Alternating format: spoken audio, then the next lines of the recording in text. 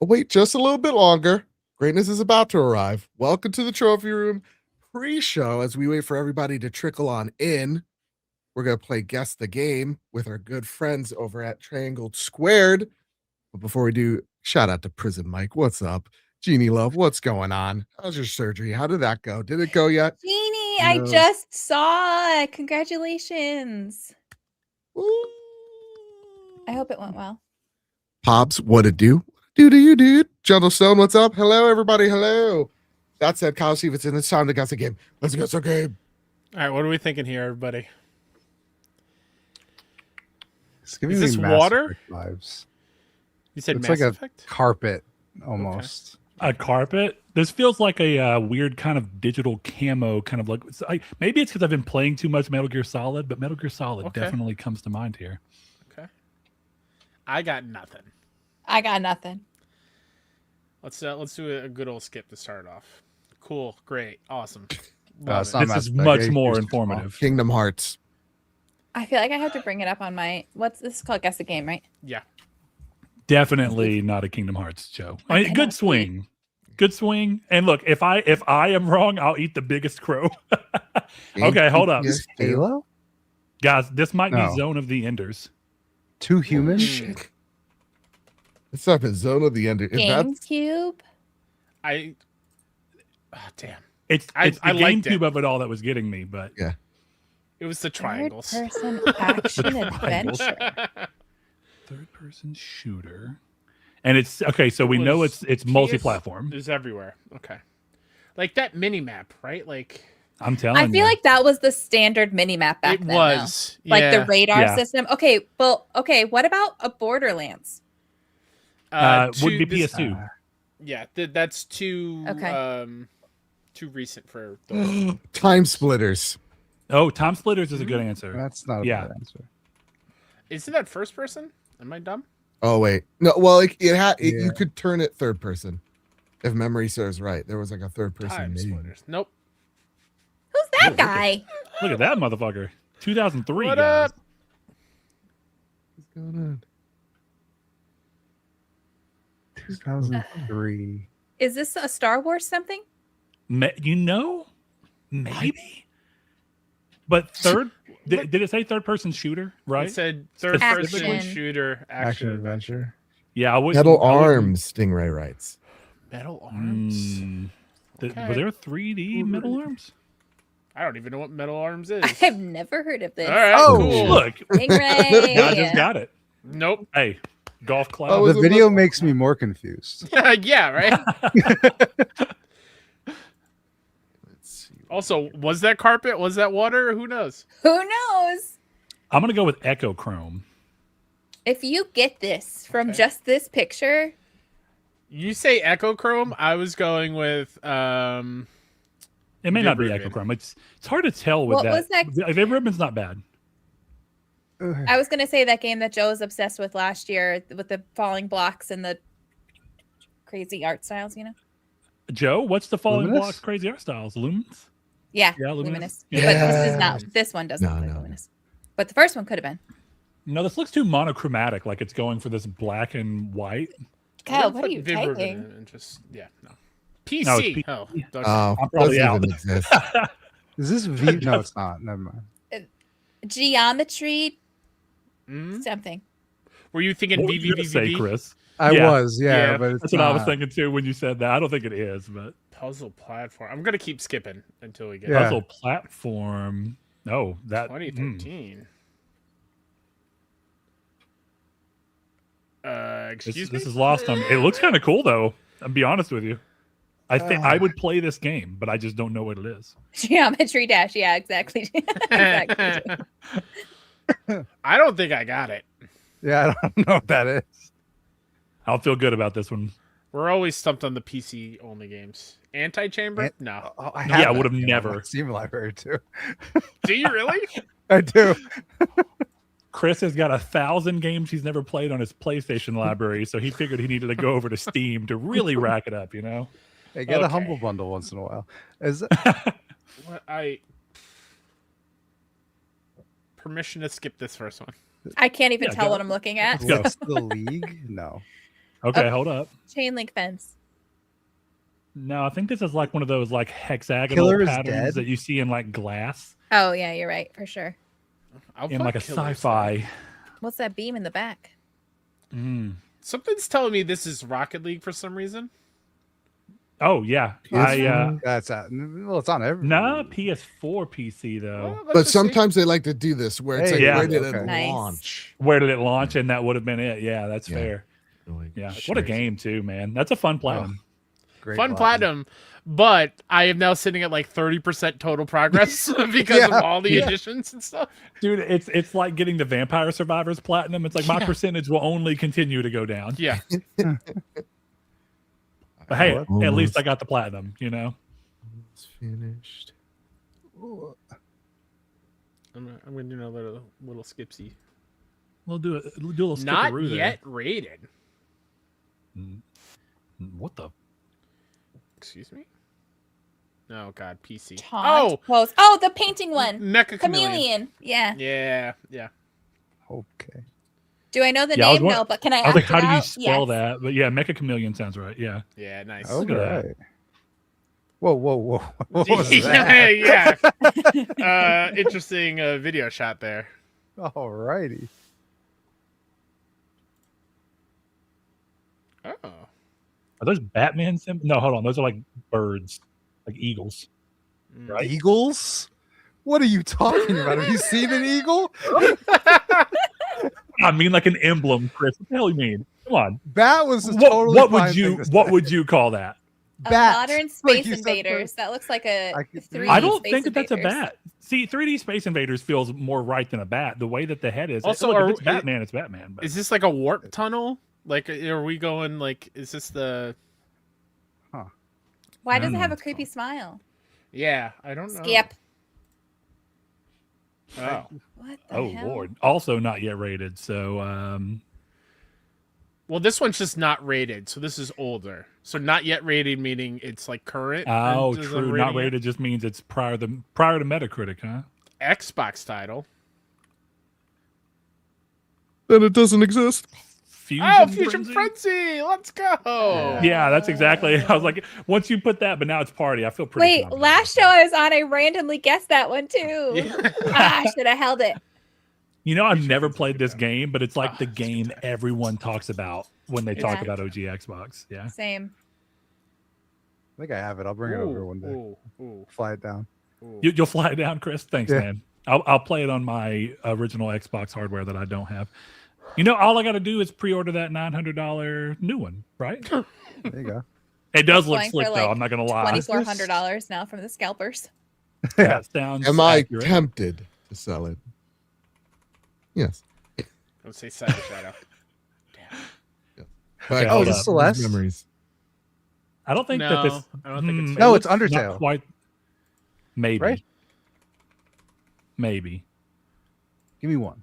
Damn. Nice. Hot take. I think that game is overrated. I don't agree. like it very much. Surprising nobody. I've never played it. I have never played it either, and The it's music's literally awesome. on my Vita. Yes. It's there for me to play whenever I choose, and I just have not done it. I just think the game looks so like I've only seen like 3 shots and I'm like, this game looks ugly as it. Dwayne got on chat. Hell yeah.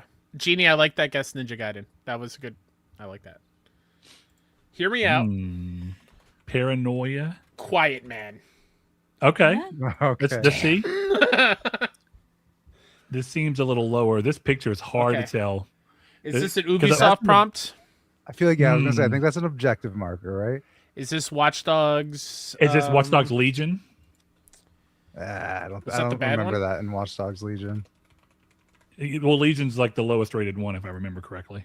Yeah. Look at that, Chris. Look at Apparently, that. I didn't play it very much, even though I got the platinum. I didn't play it at all. Great gamer. That game's kind of cool. You can play as a grandma doing some crazy I stuff. love how Joe has not stopped us yet. No, I'm still going. doing stuff. I'm Keep doing. going. Oh, okay. did you get Ghetto Berry's question that was in general chat, Con? Oh no, I did not know there was one journal. Yeah, it was. Yeah, in- I did the questions. I did not look in general chat. Yeah, I accidentally put it up. It's a PS2, Xbox, GameCube looking ass screenshot if I've ever seen one. Yeah. All right, Is there this a will be the Terminator last game? one. Terminator. This reminds me of the scene in the Terminator where at the end. Okay. Terminator. Yeah. Ah, damn. Could you imagine though? Okay, hold on. This might be one of those slightly newer but purposely like low poly graphic games. Mm. What are we looking like here? I don't got it. Is this like a See, Pop's simulator Lake in of sorts? chat. That's what I thought at first too. It looked like the lava from Jack and Daxter. Oh, yeah, that's fair. But this is not Jack and Daxter. This is very, very I'm opposite gonna of skip Jack it and one Daxter. more time. Okay, Are hold we on. sure? Because now this is looking like Jack and Daxter. But could this be a weird Jack and Daxter? Could this be The Lost Frontier? Which technically is a PSP and PS2 game. What? I don't think it's Daxter. That No, doesn't look it's like not a Daxter. what a banger game though. The Lost Frontier is the other one that they did. Okay. Okay, hold up. Is this Jack 3? Possibly. Do Yeah. they have guns in Jack 3? You know, it's dude, funny. Jack 3 is I got the dope. platinum in this earlier this year. You Nice. think I'd know? But it's definitely in the Jack. Said And, that. yeah, Shout out Popes in chat saying the lava There you looked like Jack and Daxter. Hell yeah. there you go. Jack 3 was the GTA clone I was allowed to play as a kid. All right, Kyle Oh, yeah? Stevenson, do me a huge favor. Could you set the time for 12 minutes in the private chat? Real chat. Make sure you're hitting that like, that share, that subscribe button. If you're on socials, make sure you're retweeting all the things. Thank you very much. I love you very much. This week, we chat about the GTA 6 gameplay reveal. Oh my goodness. Our impressions of Resonance, A Plague Tale Legacy, Star Wars Zero Hour, and Alien Fireteam Elite 2. Light's reaction of The Witcher 3 Remaster, our standouts from Opening Night Live, and so much more here on the Trophy Room.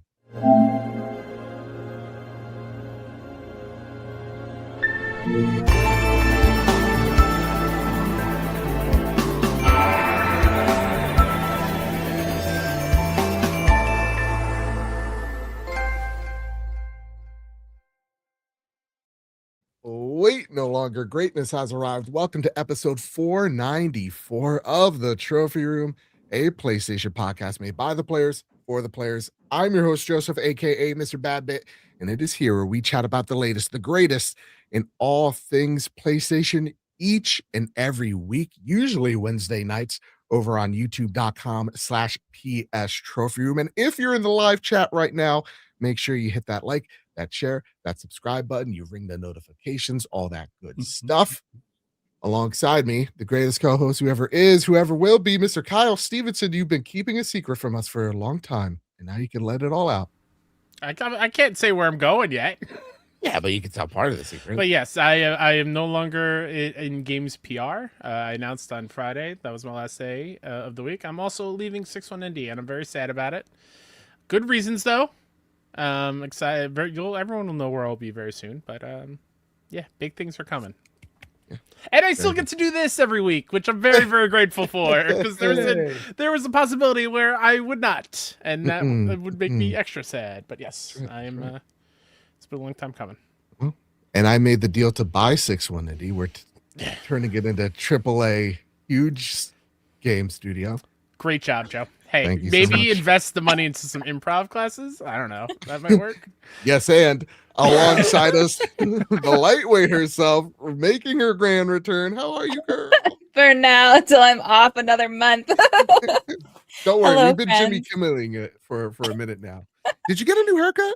Did I just No. notice this? No, I desperately Okay. need one. My hairdresser quit and I haven't found a new one yet. So we're Okay. riding the roots and the split ends for the foreseeable future. But if I tuck it behind me, my bangs are so long, it looks like I got a haircut. Yeah, it really did. I was like, oh shit, okay.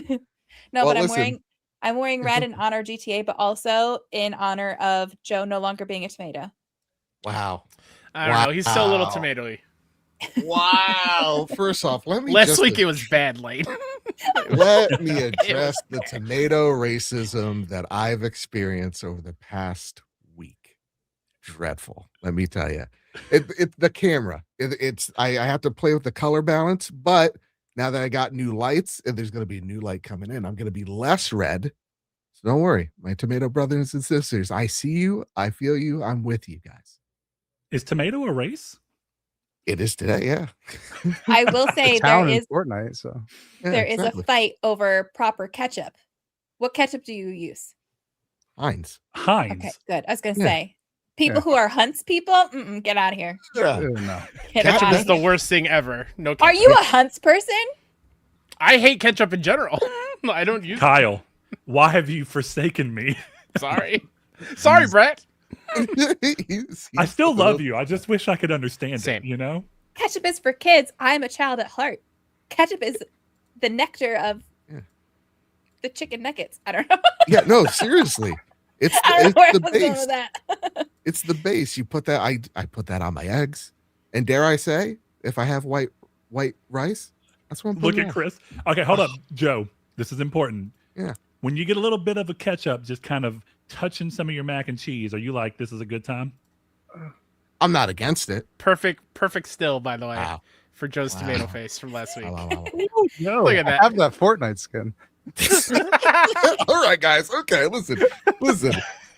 You're guests on our show. Okay, you don't come in here joining in on the bits so natural. Like I don't like that one bit. Alongside us, of course, the Triangled Square boys, Brett and Figs. How are you doing, fellas? Hello.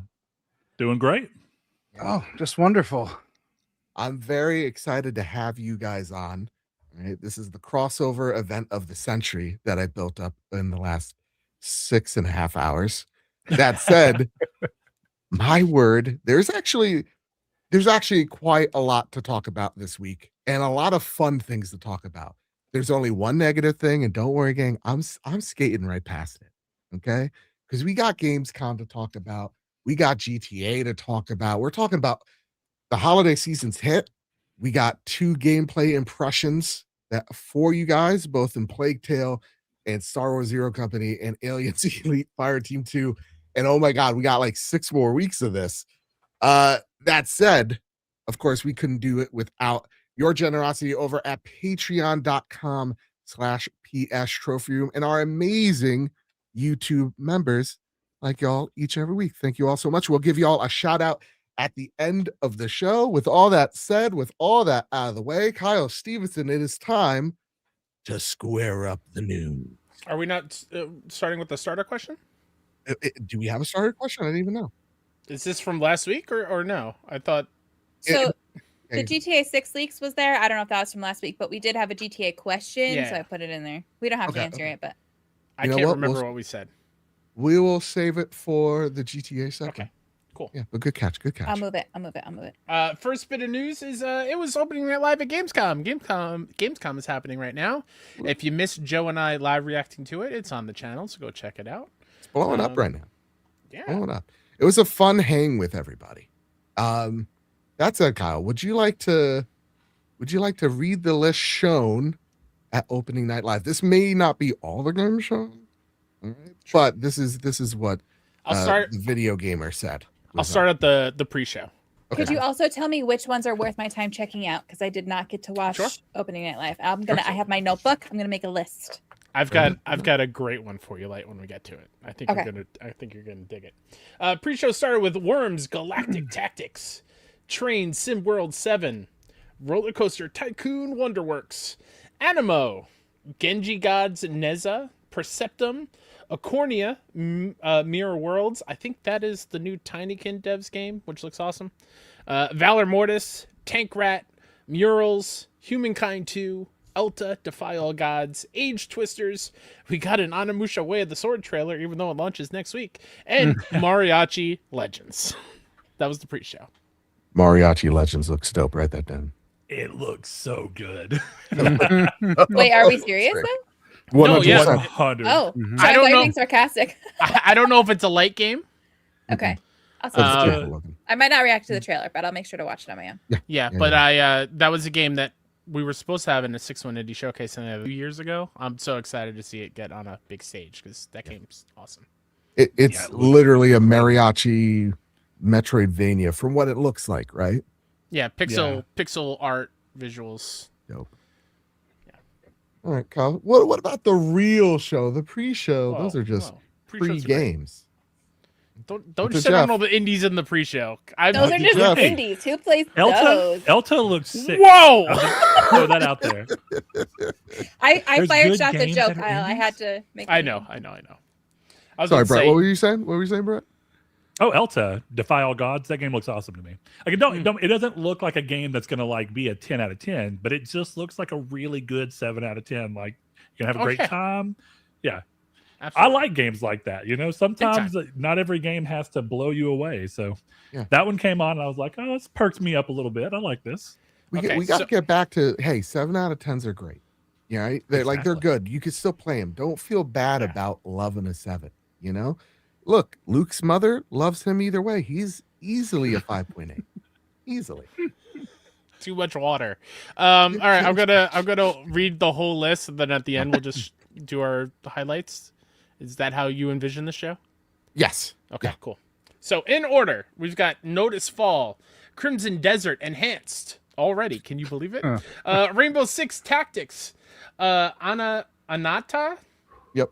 Gears Another- of War E-Day, Sea of Remnants, Tides of Annihilation, A Loaf Song, Dust Origins, Exodus. Late, put that little check mark next for you, Exodus. Warlock, Dungeons and Dragons, also for you, Light, for React. 1001, Threads of Mizan. There's another one, Light. Metro 2039, Hitman, World of Assassination. Snoop Dogg is the next contract in the game. Ion 2, Afterworld, Gravhounds, Game of Thrones, War for Westeros, Mega Man Dual Override, Rayman Legends, Lego Skylines, Exterminauts, Path of Exile 2 1.0 trailer, Heroes of Might and Magic 3 remake, No Law, There Are No Ghosts at the Grand, Roko Kingdom, Final Fantasy VII Revelation, hell yeah, and then it ended with The Witcher 3 Wild Hunt Remastered and Witcher 3 Wild Hunt Songs of the Past DLC. God. Beautiful. CD Project Red. My word. Oh, yes. So those are all, if not most, of the games shown at Gamescom opening night live, besides Witcher 3. Okay, let's take that one out. Light, you could keep it. Don't worry, it's yours. What was your game of show in the showcase? Brett, I'm going with you, good sir, first. Ooh, that one's rough. I think the things that really clicked with me all really clicked with me, but I'm going to go with kind of the unknown here. And I'm going to start with one that I imagine is going to be on a couple of other people's list. Warlock Dungeons and Dragons. I remember when they first showed it, I was like, this is an admittedly cool CG trailer. And if I remember correctly, they partnered it up with a Tool song at the reveal, which can't go wrong with. But actually getting to see the gameplay, it kind of went from being like something that I was... The first showing I had this like, this is Vampire the Masquerade Bloodlines 2, a game that got shown way too early and looked too cool and then kind of came out to middling feeling. But instead, I think we got something that looks surprisingly inventive and unique. I think it digs into the world of Dungeons and Dragons really well and kind of utilizes its ideas and mechanics in a way that you'd hope, of course. But the thing that kind of stood out to me that I thought was interesting is how seamless the magic system is what I'm assuming they were showing weaves in what looks to be like a spell crafting system. And what I like about it is you saw it kind of come up and you see her like mixing the items together without a menu ever coming up. And I'm kind of hoping that that's something you can really do, because I think it avoids this thing that happens in games sometimes where you kind of send the player to a menu to do something in game. Like my go-to example of the worst case example of this is like Ocarina of Time, when you had to pause the game a million times to take on and off the iron boots during the water temple. And I always loved that 3D remake made it to where it was just a button on screen. So it felt more seamless. So I'm always excited when I see a game try to minimize digging you into menus, definitely when it's an RPG that wants you to get lost in its world. So the only question I really still have left of it is that they've announced it's an open world, but I'm curious to see if it's more Skyrim open world or something a little bit more like maybe Tainted Grail open world. So I think there's merits to both. I'm just curious to see it. Yeah. This was one of my games of show here. I thought it looked phenomenal. I like just the thing that I took away from it was the gravity mechanic of, you know, like taking someone's sword and kind of using it like the gravity gun in Half-Life 2 and then just tossing it right back at a guy. Awesome. Absolutely love that. I echo that same sentiment because I am a Dungeons and Dragons guy. I love watching it. I love playing it when I do play it. And Warlock is my favorite class to play and watch people play. And they like are nailing it, and that's because it is officially branded with Dungeons and Dragons. So like I was waiting for like just show me an Eldritch Blast and I'm good. And there were several. And like it seemed like there were spell slots just like D&D and like all the actual like I think a recent chat was like using a lot of the D&D lore, like D&D enemies and items and stuff, it seems like, and gods and whatever. So like that has me so hyped, and I'm glad that Wizards of the Coast is finally diving into this realm of video games and Dungeons and Dragons more than just letting like a Baldur's Gate use the mechanics but this is like a branded Dungeons and Dragons kind of thing, which I'm stoked for.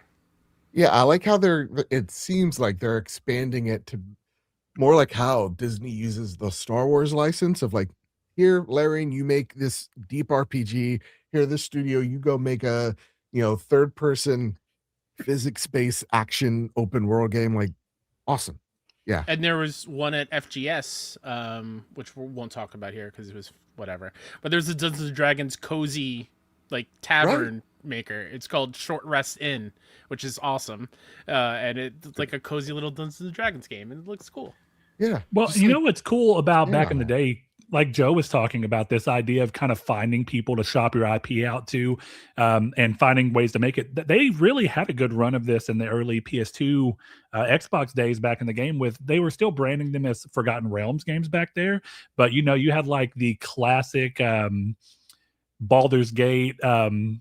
Why can't I think of what it is right now? It's from Snowblind. It's the one that's kind of like a Diablo top-down isometric game. Dark Alliance? Dark Alliance, thank you. Dark Alliance 1 and 2 are incredible games. Then you, of course, have the OG Baldur's Gate games. And you had a lot of the stuff that came out of the studio. Classic BioWare, of course, was doing a lot. But then, of course, like I said, Snowblind did a lot of that stuff. That was like the right time for that era of games. And then it's like PS3 era. For some reason, they couldn't keep it going and all of that fell apart. But it's cool to see it come back around. Yeah, it really, and I think you hit the nail on the head there of like where game development is, because it does definitely feel like we're back in the PS2 times where we're seeing where it's not like, maybe it's so much of like the Ubisoft EAs and whatever that are moving the industry forward, but private investment and these studios that are actually taking the risks. That said, Figs, I go to you, good sir. What was your game of show here? Well, if you watched. I did. My game of show was removed from the categories, but I will say, Lego Skylines, dude. I saw that and I was like, oh, yes. This is sick. I can't wait for this. So that was huge for me. I loved that one. All right. What is it about like management sims that you love so much? This is gonna sound really dumb. I like being able to put my controller down and watch my stuff that I've set up happen. Yeah. That's why I like ZCOM. I'm really into and XCOM and all those types of things. But I like, Brett knows I spent like 100 hours playing Cookie Clicker last year just because I loved watching. It'd be like, okay, well, I just spent 40 hours clicking and now I don't have to click anymore. And my grandmas are doing work and they've gone crazy. I check in every 3 days on my Cookie Clicker Empire on PS5. Oh yes, it's awesome. I'm like, listen, Light, I know what I said. I was going to choose to let it go, but Light's reaction. Okay. Everyone heard it. It's fine. Let's move past it. We're moving past. You know, I can see my that though, favorite- Chris, because Go ahead. like your thing, you were definitely super into that. But I think it's this idea of like watching your long-term goal pay off, because it's exactly what I used to love about classic PC Roller Coaster Tycoon 1 and 2, where it's like you had to do so much work to get to the point where you can finally just kind of sit back and like, technically you're clicking, but you're just clicking now for information. Like, let me click on this person and see Yeah. how they're feeling about my park. And that's You what's know? great about like City Skylines, or SimCity to a degree, but City Skylines does it better. And I'm hoping this will do it where it's like, I crushed my education system and everybody's getting A's. I love it. This is beautiful. Look, the poop is going exactly where I want it to go. This is wonderful. That's what I love it, Yeah. No, there is something about like when we talk about like Zero Company in a few, it's like the strategy of it, of like, it's the build up to having then the action in front of you play out, and then whether it pays off for you or not, that's where the dopamine hit at least comes from me. That said, Kyle Stevenson, I turn to you, good sir. Your game of show here. If there had to be one, which one is it? Well, how dare you? I can't just pick one. I know. Them's the Also, rules. because there's two. You said the game. This list is from the Gamer. Yeah. There's two that weren't on there that were my game of the show outside of one that we'll talk about otherwise. And I believe Dwayne said it in chat. Y'all, well, as I get this up, Guitar Hero's back, everybody. Stage tour. Stage tour is on the list. Let's go. Sure, the visuals from the characters and whatever is fine. That's not why I play those games. I play those games because I want to feel like a rock star in guitar form, and the fact that this will also come with drums, which is my preferred instrument to play in rhythm games. Hell yeah. I'm so stoked. The set list is crazy good already, and that's not even half. They said. Yeah, they said it was only half of what they have, and it's unreal. I watched a deep dive of this like after this opening live video, and they're saying all the right things. They got everyone that is like involved in Clone Hero to chart, and like people from Red Octane who made the original guitars for Guitar Hero back in the day, like they are part of this as well. Like they're saying all the right things, and the fact that the pro Guitar Hero creators are also so tightly involved in this makes me so excited, and I'm sure it's going to feel incredible. 100%. And new guitars, new hardware that is like in the deep dive video as well. They were like, as a drummer from the Rock Band days, I would break the drummer heads all the time because I would hit them too hard. And they were like, we fixed this. It's all you got to do is take out the drum head and replace a new one. So you don't got to buy a full new kit. I'm like, oh my God, thank you. Like you're saying all the right things. Is it expensive? Of course it is. But like any bundle like this is always going to be expensive. But yeah, Stage Tour for sure. And then I will also just slightly shout out Pony Island 2. Getting a trailer and opening it live. Daniel Mullins says no wrong. Inscription is incredible. And hell yeah, everyone should play Pony Island 1 if they have it. Because Pony Island 2 is rad. Listen, so let's get that. Go for it, Kyle.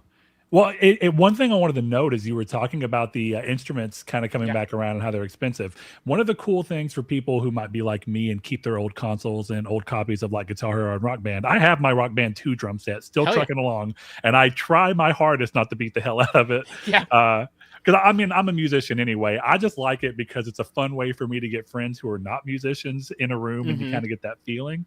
But apparently, I want to for sure confirm it, but everything I'm seeing is that these instruments will work retroactively with Xbox 360, PC, PS3, so that you can use all of that stuff with the old games if you still have them, which is one of the biggest things. Is playing the old games has gotten harder and harder as the original accessories have gone down. Because like you can't use the Rock Band 4 wireless guitar on PS3, but you can use the PS3 one on PS4. So being able to kind of go backwards with this is a huge win, because now the investment is not only for this game, but it's also for the thousands of songs I have in all of the other games. Yes, I believe they said in that deep dive video that just on the other side of that, like older instruments they're working on making it work with Stage Tour. On PC, all you have to do is just plug it into PC and it'll work no problems. On console, you might get like a dongle or something, like an adapter to make them work. But they're working on and making sure that is all going to work seamlessly because they're thinking about that. And even to the point, like even if you just don't want the musical controllers themselves, they like built this in like the amplitude frequency mind where you can play it with a controller. And like that's also a mode too. So like it's unfortunately for Switch 2, that's the only way to play drums at launch, which is a bit of a bummer, but I guess it is what it is. Kyle, with you being the drummer of the rock band group, I wonder if you ever had this problem. The one thing about the drums that I wouldn't say is scaring me, but I'm a little worried about the kicker, the drum pedal. The kick pedal, I snapped so many in half. Yes, I am with you on that one, and we'll see. we'll see what the construction's like. Like, do you remember that they came out with a premium kick pedal for Rock Band 2 with a metal plate over the top of it? And that's the one I still have, and it's the only one I have never broken. Yep. Also, I did note that they showed the spring, and it looks like a much better spring. Yes. So you're probably going to get a better kickback. Because, Joe, you laugh, but if you've ever played a real drum set, the way that you typically play is that you keep your foot on the pedal and you lift and drop for when you need it. So a lot of the times your foot kind of naturally falls to that middle position. So as you start to lift and put down, if it's just plastic, it will eventually just snap. Damn, all right. As it did very early on. Very early you on. also clearly you're being a rock star. You got to play the Yes. hell out of that kick, you know? Absolutely. But yeah, that answers Nicholas Johnson's question in the chat here. Did they indicate that Rift Master guitars will work on a new one? So it seems like it will. That's pretty. And that was another thing. I think they mentioned that one of the core designers of Rocksmith is also on this one. So like, nice. They've got all the good musical rhythm game people on. Yeah, it's like the Avengers of rhythm games. Yeah, exactly. Well, listen, gang. As one of Asha's chosen, one of my favorite games. Come on, man. Excuse me. What a cop out over here. Come on, look at that. Look at him. He's got a knife. He's pointing at the Carmine's Did you do the head. controller, Joe? No, I had to be reasonable. Now, am I thinking about buying a ROG OLED? Yeah. Am I fighting urges? Yes. Did you do the Lancer? No, I've been a good boy. I know. Yeah, I was. He just started this episode saying he was at a GameStop pre-ordering a game. He's not been a good boy. Don't let him lie to you. I was pre-ordering Dawnwalker or the Blood of Dawnwalker. Yeah, there you go. Cannot. You know what? So this is a good time. Joe, are you telling me that you're a physical guy? You pushing back into that physical? Let me tell you something. Got I him. have made peace with my God years ago. You know, I am physical where I feel like it fits me best. Like a game that I know I want to put on a shelf, that's going to be physical. But for most games, like outside of a PlayStation exclusive, it's really hard for me to go out there and go, yeah, I'm going to buy this physical. So I like to say, tell folks I am 90% digital. And as much as I don't care for the reasons nor believe really PlayStation's numbers, I think the attitude towards of the industry itself is that this is an inevitability. As we see now, multiple reports from folks going like, yeah, the folks that are making optical drives, that, those mechanisms that are breaking and they are turning into making dumb AI stuff. So you're not entirely wrong, and I don't want to get into a crazy diatribe, but we've also heard this exact thing with every form of physical media that has come back around. Do you know for the longest time, there was only one place where you could still press vinyl, and now there are multiple because people who care. First of all, if the market exists for it, give it some time. 100%. After about 10 years, there will become a big market for it again, and there will be someone who does the push to do it, even if it's a small niche market. It's going to happen, and we've heard this time and again. But my thing, so look, Chris and I game share, so we tend for the last few years, we have tended to benefit from what each other buy, which is great. When you're doing a show together, if I buy something, he has the opportunity to play it and we can share our 100%. thoughts on it. But one of the biggest things about pushing back into it for me, because I always did prior to that, I bought everything pretty much physical. But it's kind of twofold, as I do think that there's a reason for physical to stay around, even if just as kind of a, a niche market, a small one. It's boutique markets exist for a reason. Yeah. But I think people often undersell just how important it is to spend money in your local community. And when you can pre-order something at a place, you are literally spending money at the places you eat with the people who you are around. And people don't think about it, but when you buy digital, you are completely circumventing your own area. And that does have a real impact on what can be done in your area. You're spending the same amount of money either way. Actually, in Arkansas, it's kind of weird. There is no tax on digital licenses. There hasn't ever been. So if I buy a game digitally, it is truly $59.99, $69.99. Making a VPN right now. Yeah. But it goes to the perfect example of what I'm saying. Yeah. Of any time that I have done that, nothing is helping my local community. And so it's really hard for me to go and complain about things happening in my community when there are so many ways to spend money outside of your community. So taking a second, even if you want to do digital, you can often pre-order digital through your local mart and put your money into your community so you can help the people around you. I think it's a good thing to consider because it's easy to get disconnected from what's around you. Yeah. So I think, not to push back, but I agree. I think is one of the things that a video that I've been trying to spin off, that I've been too busy trying to fix this webcam to beat the tomato allegations, is that like what are the things that are we are really losing from physical media? And it is the sentimentality of opening up the game, looking at the menu, looking at like the instructions, right? Looking, even if it's just a dumb little DLC code attached to it, reading the back of the box, talking to the fellow nerd inside that GameStop, about whatever game you're about to buy.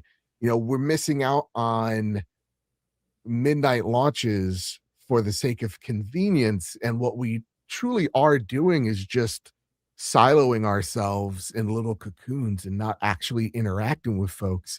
And so it's very easy when you're siloed and alone and kind of just in your own little spot to get negative, to be in a bad mindset. And that's why one of the many reasons is why I feel like gaming discourse is what it is because everybody's angry, everybody's alone, no one has anyone to talk about it to. The community isn't ground up anymore, right? Because used to, you had a local community, and I say this as someone like when we hopped in waiting for everybody to join, I was looking through my Digimon trading card game cards because I'm making a deck because I go and play locally. And the one thing I've really noticed is I've been actually a little more into playing card games lately because there's a real sense of community around it that gaming doesn't really have, because now the community pushed itself pretty much entirely online. Whereas when you have a card game and you're going there, you meet with these people and you're physically talking with them, you're inviting new people. When new people come in, they get to go, wait, what are you doing? Oh, that looks cool.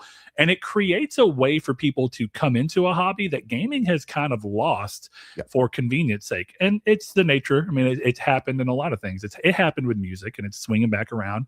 But yeah, the sense of community and culture around gaming has really drifted away from being something that you start at a local level and then it pushes up into the online, which is what it used to do.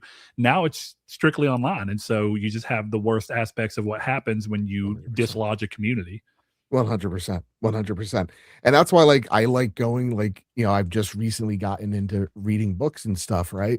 And so I've been going to Borders and talking to folks and going okay, I like this book. Where do you think what's a good launch pad here?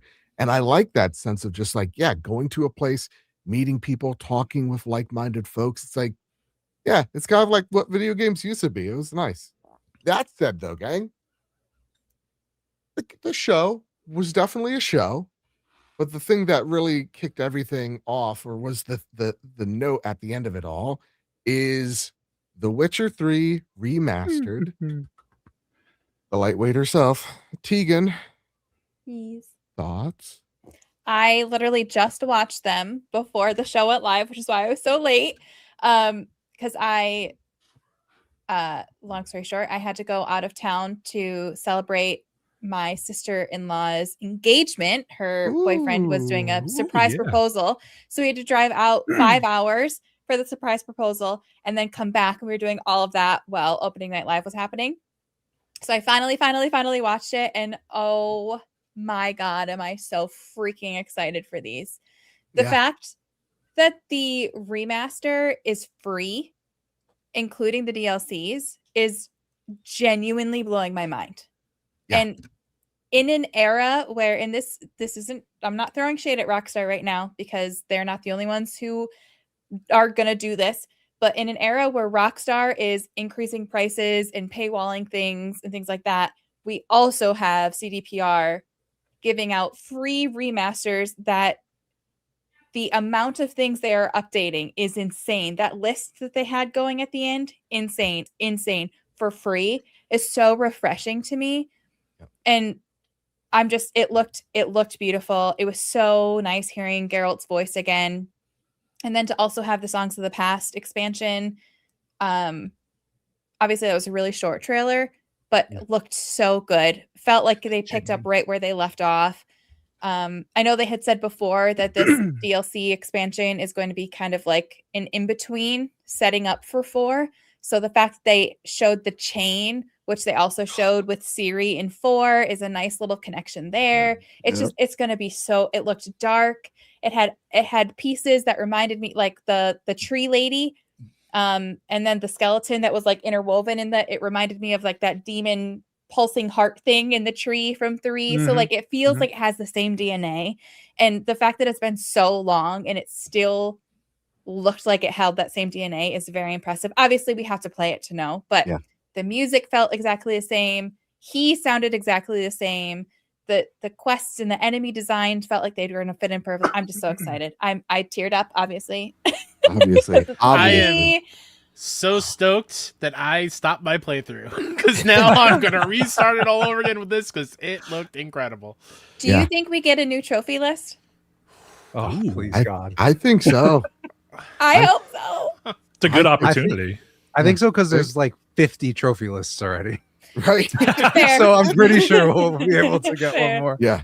That's like, oh my God, if those platinums transfer over, there's just so much opportunity.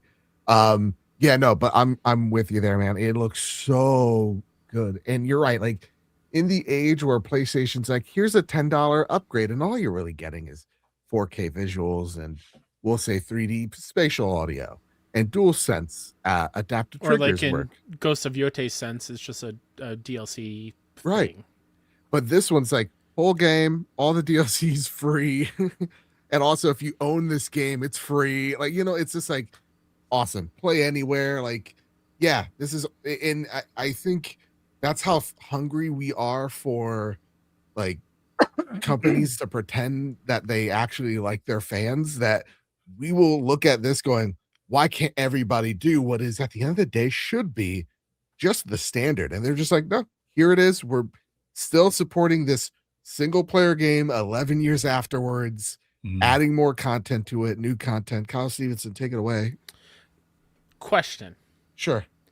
In the making of this new DLC, were they like, we kind of have to update the full game so they match? Is that kind of the thought process we're thinking?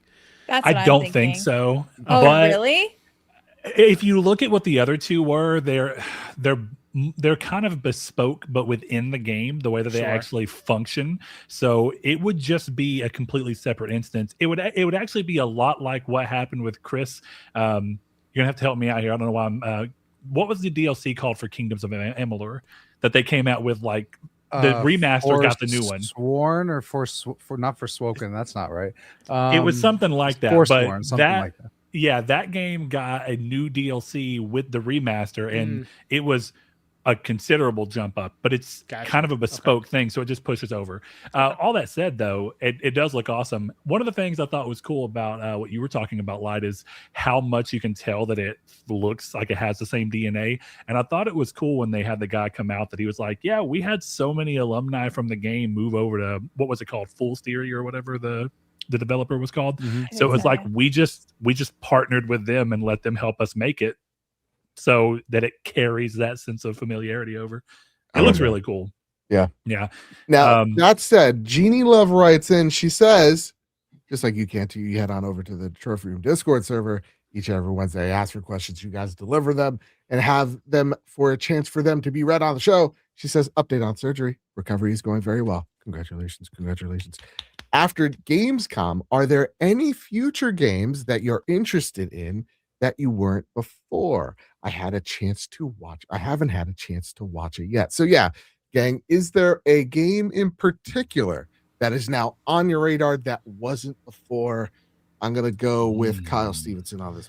I'll start, and I don't want to get too much into it because it's one of the ones I highlighted for Light to watch and react to when she has time.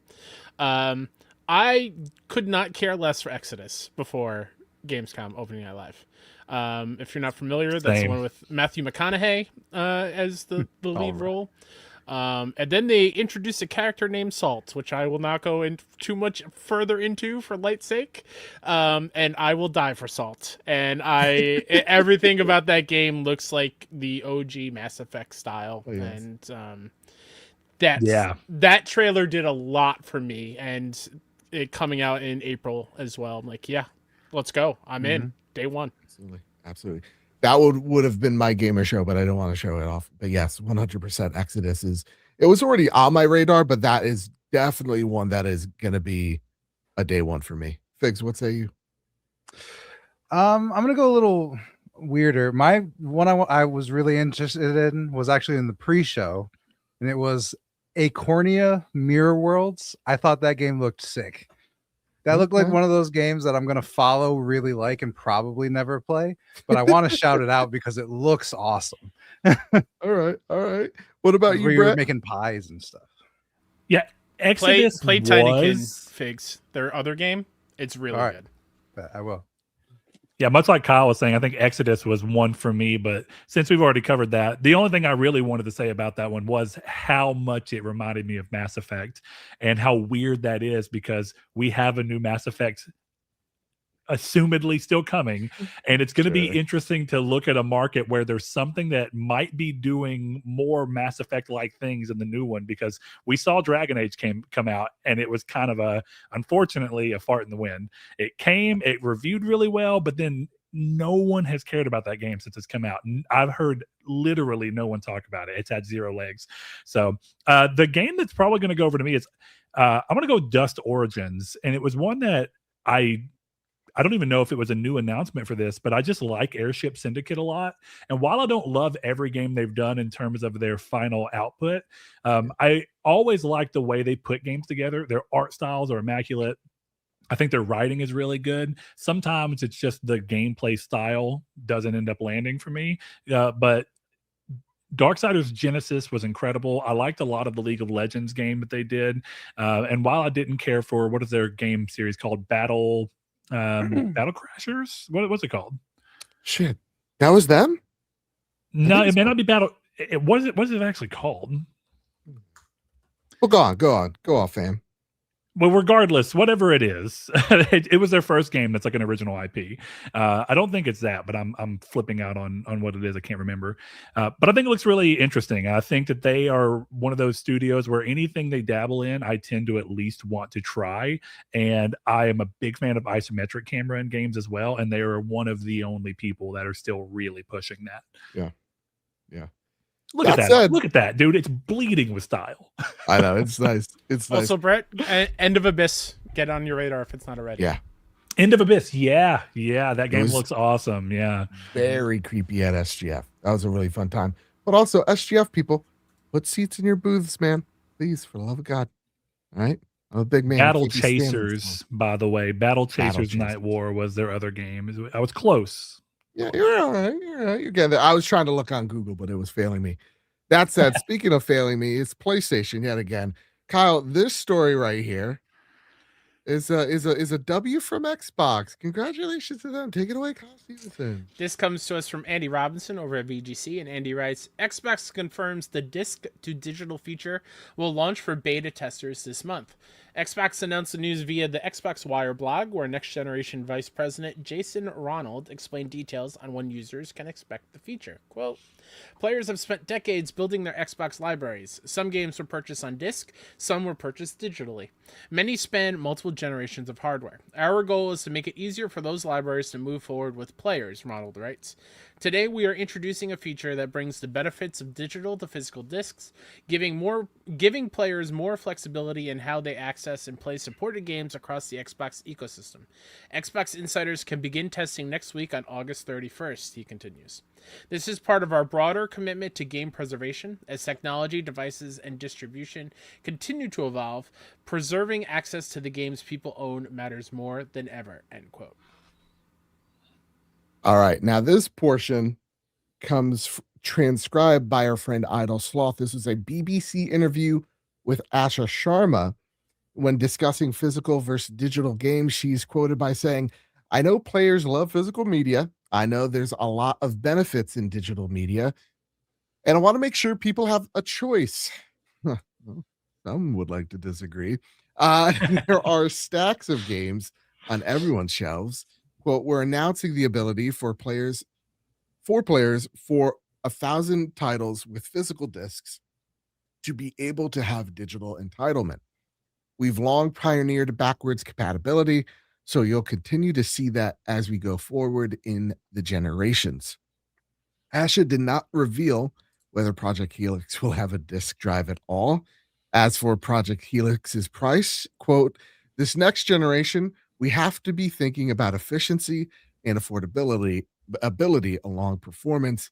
As an industry, we are in the middle of a rampocalypse. Wonder who's causing it. All the industry needs to start to innovate on affordability and efficiency. That's something we have not had to do previously. All right, so Brett and I talked a little bit about this, right? So I'll jump right over to you, Kyle Stevenson, to start. Good news? Yeah. Or meh news, because this doesn't really protect physical discs at all. Some folks would say No, this is the it W. doesn't. But the thought of having to rebuy your physical games just to play them when you want in the future is awful. So the fact that they're addressing this is great. I hope PlayStation is listening. If they don't have a PlayStation program that is similar to this, Yeah, they're in a load of shit coming their way. It's going to be bad. They have to be thinking about it. Figs, they're in a load of shit, aren't they? 100%. Yeah.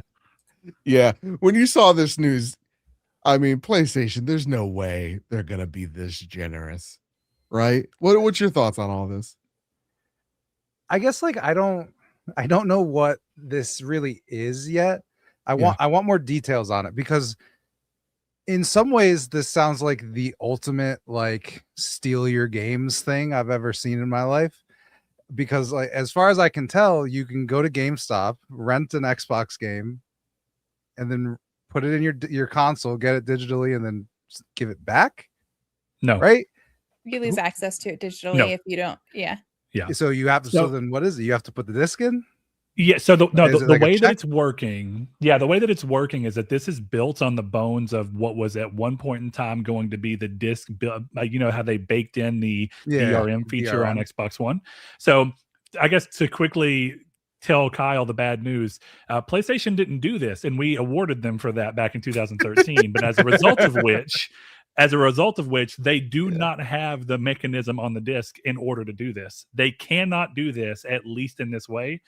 And I think that this is I got to give Xbox credit. Paying off for a bad decision, 13 years ago is a weird like Cinderella story, but it is a surprisingly cool one. Yeah. I don't know how you do that without this. Chris, to give you the information, basically it does the same thing that they were originally planning for Xbox One. You enter the disc, it catches it and says, okay, we read this code. This code is an individual ID that every disc has. We know that this license is connected to this disc. The moment that you sell it, whoever puts it in and tries to do the idea for themselves, they'll be able to get that. Now, the one area that's a little iffy here is, say that you buy a game from GameStop, you do this, you go, hey, here's my digital license, and you sell it back to GameStop.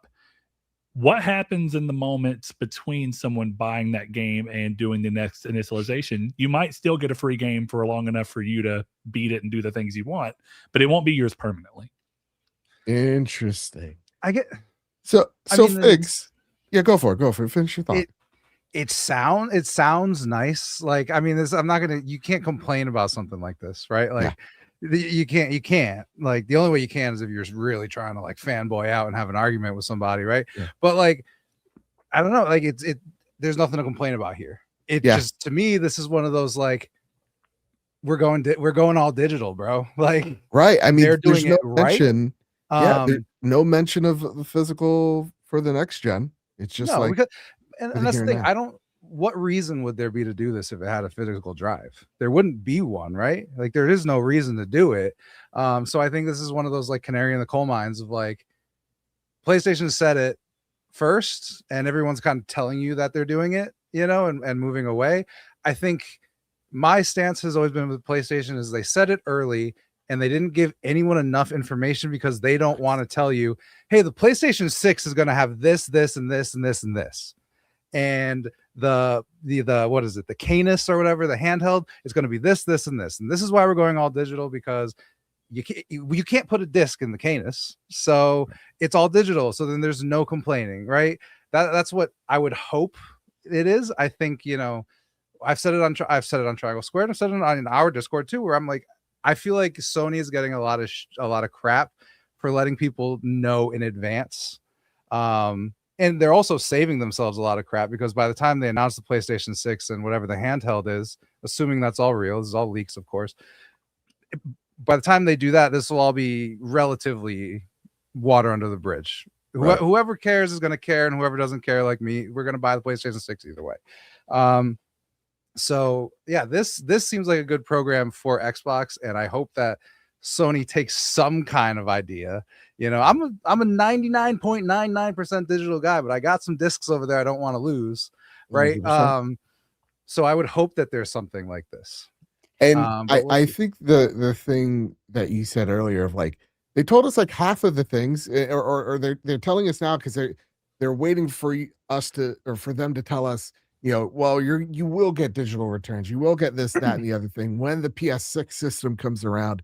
Yes, you can't put a disc in a mobile unit, that, you know, blah, blah, blah.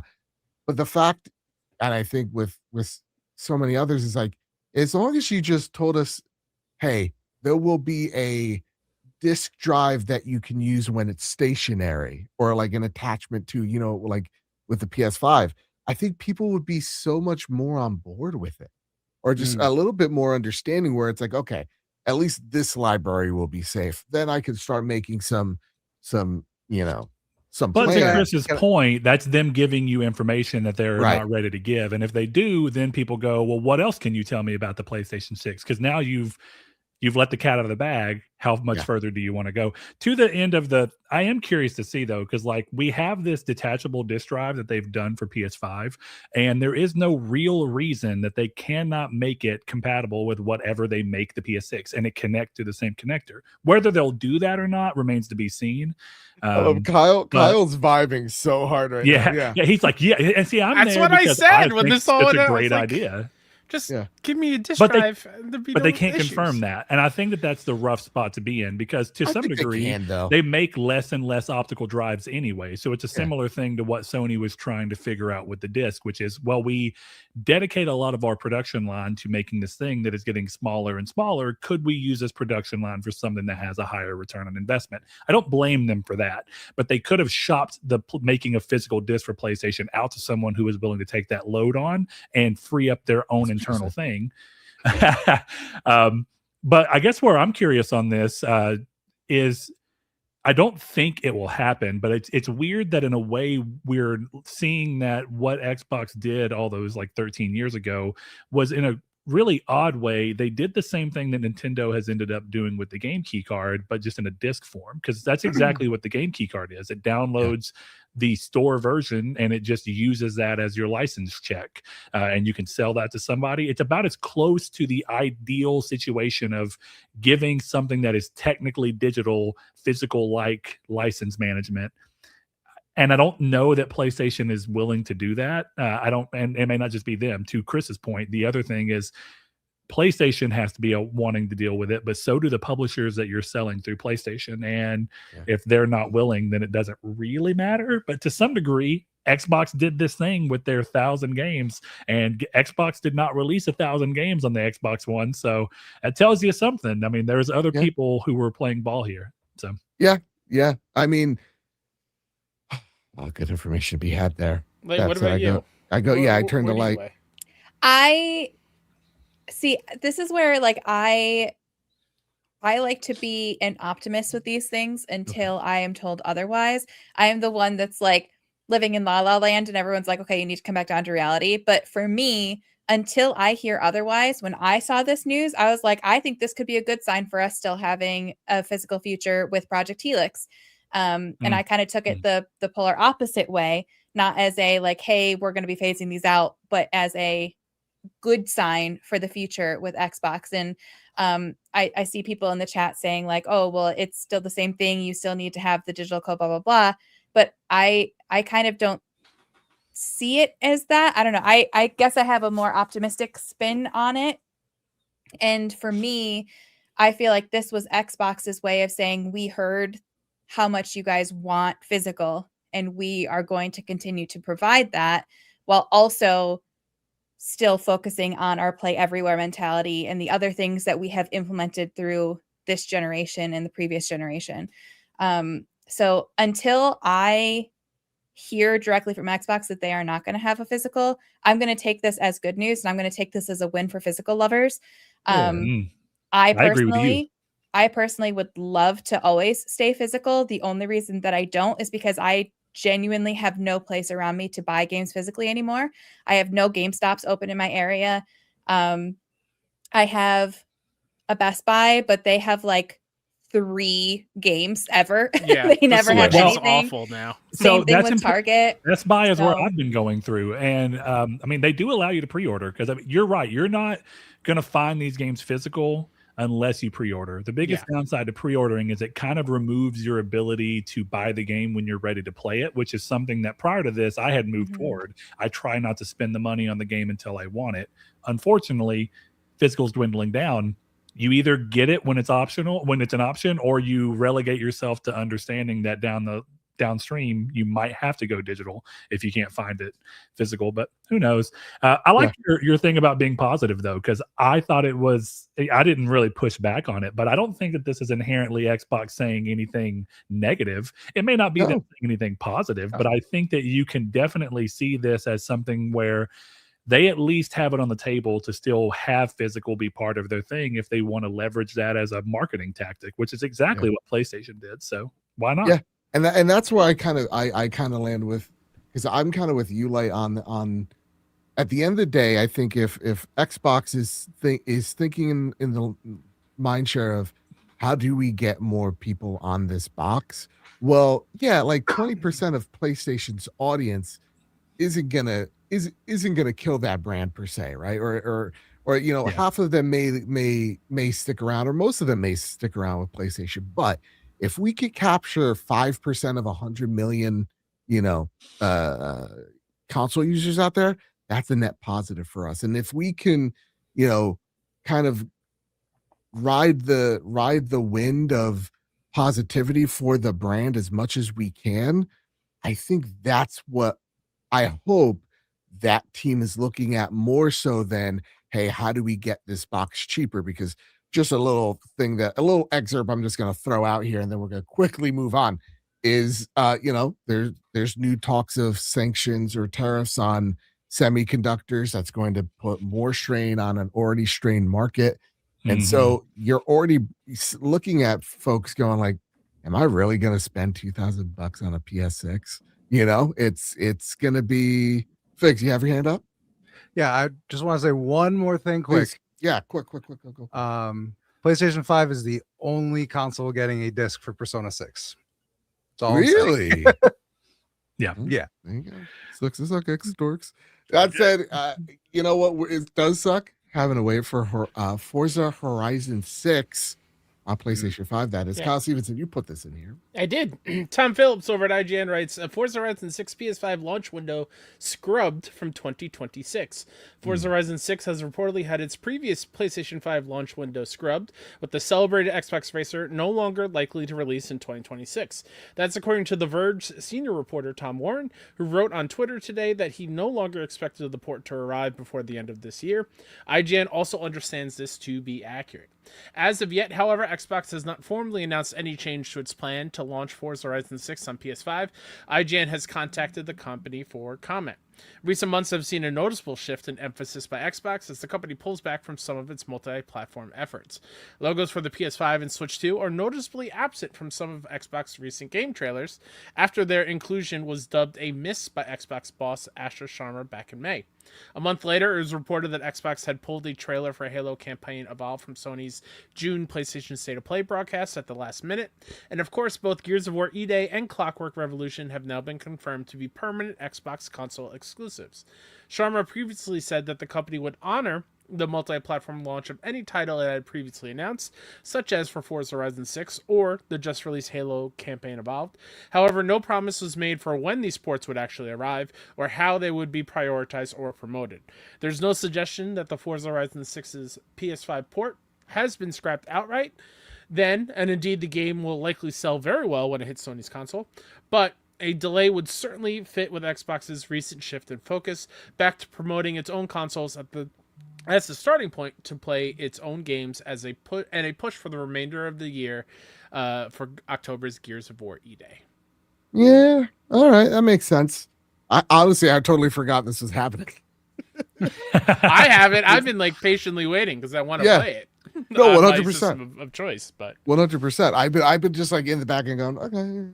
And then just with all the games coming out, just fading. So yeah, no, it's probably so not many happening. games. There's so many, and even again after Opening Night Live and Future Game Show of seeing all these new trailers, still saying coming 2026. When? There's 3 months left. What are we doing? Yeah. So okay. So here's a little quick question before we jump on into the Grand Theft Auto stuff. Is when does this game make sense? Because you got Fable in February. You got Gears of War in October, Call of Duty in October. Then you have GTA in November. Ain't nobody playing anything but GTA, let me tell you. So would an early January release date make sense, Figs? Yeah, I would think that would make the most sense. Like a little bit after Fable, but even then, Grand Theft Auto Online is probably launching in December. So, is there a good time to release it? Oh, what say you? What day? When are we seeing Forza Horizon 6? Does it still have a launch date? Wait, is that already out on Xbox? It's already out on Xbox. Yes, yeah. Been out since April, right? Okay, so Yes. maybe April. Okay. 1 year exclusivity. Exclusivity window. Yeah. And I feel like spring with the driving game kind of makes sense for the vibes. Yeah. You know? Yeah, I like that. I like that a lot. Yeah. Brett, do you agree with Light? We're gonna see this thing April of next year. I don't think that's a bad idea. I think kind of if you look at what they're trying to do, I'm not convinced that what they're trying to do is going to work. I don't see how E-Day being console exclusive only is going to drive Xbox sales. I don't, because you can still play it on PC. But in hoping that it works for them, competition's good, I want it to, then yeah, I think looking at it April is a good idea. Or at least whatever the 1 year window is, in case that April is incorrect to when it released. But what I would say is the biggest what if here is how good is the racing in Grand Theft Auto 6? Because unless the racing is as good as it is in something like Forza, I don't think that racing games kind of exist in this window where people play them for a long time. I don't think there's enough market crosstalk. I think you can kind of release it whenever you want to. I don't think that I think you could release it alongside Call of Duty and it would do perfectly fine, because it's not saying that there's zero crossover, but people want to play both games and they're different enough that people will co-play both games even if they're interested in both. It can be a good palate cleanser. Yeah, sure. So I think January is actually a pretty good window if they're not aiming for a year of exclusivity. But I Yeah. think in trying to at least keep up whether or not it's a facade remains to be seen, but of exclusivity and how important that focus is to them, a year of exclusivity sounds better. Yeah. I'm just right now, I'm looking up when is Clutch coming out on PS5? It's just spring next year. Spring. So, okay.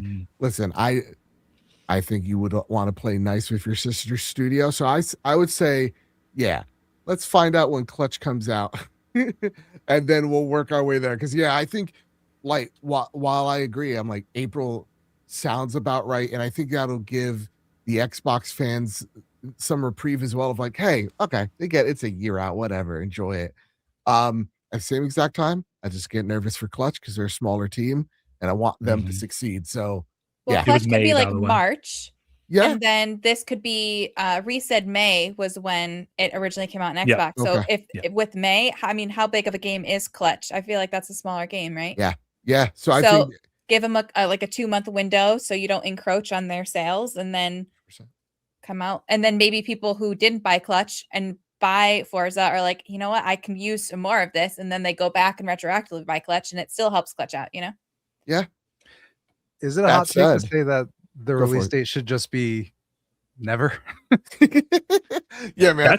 There's just so many games coming out right now. I mean, if they've already they've already scrubbed it, no, why? No, don't break the promise. I want to play it. Step. I want to play it. Don't do it. See, look, here's my thing. I have tried so many times to like Forza, and I don't think it's a poorly made game.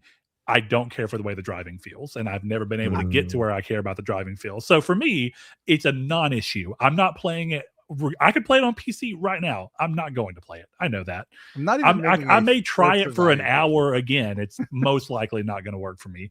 That said, the most obvious thing, if you're really wanting to show, is just to be like, I know we said we would, but we're making it exclusive. To that end, to share your pain, I'm hoping Fable is as good as Fable 1, because Fable 1's really the best Fable game. I'm hoping Fable's incredible, and I want to play it on my platform of choice as well. So if they did break Forza, I would think that they would break Fable as well. The only thing that might stop them from that is Fable's a bit of an unknown quantity right now, and I think that they need to recoup as much budget as they can, because it seems that the budget on that game ballooned considerably. So I don't think they pull it. But Forza doesn't matter, because that game's going to sell monstrous regardless. Though who would balk at 5 million more sales on PlayStation in the first 3 months? 100%. You know? I feel like with Gears, they decided not to put Gears there because when the original Gears launched on PlayStation, I don't think it sold the way that they hoped it would. Because at this point, like I loved Gears, but it feels dated. The gameplay, it feels its age. And that doesn't mean it's bad, but it's of its time. So when it released on PlayStation, people weren't really vibing with that because they didn't necessarily have the memories of when they were playing it when they were younger to vibe with it. And even Joe, you didn't necessarily even finish it, and you're a huge Gears person. So I think they looked at that and they're like, okay, maybe that's not necessarily going to be worth our time. While also we can gain some faith back with our current Xbox audience by keeping it here and being like, look, we're giving you the exclusives that you've been clamoring for and you were so upset about. Here, you have your exclusives.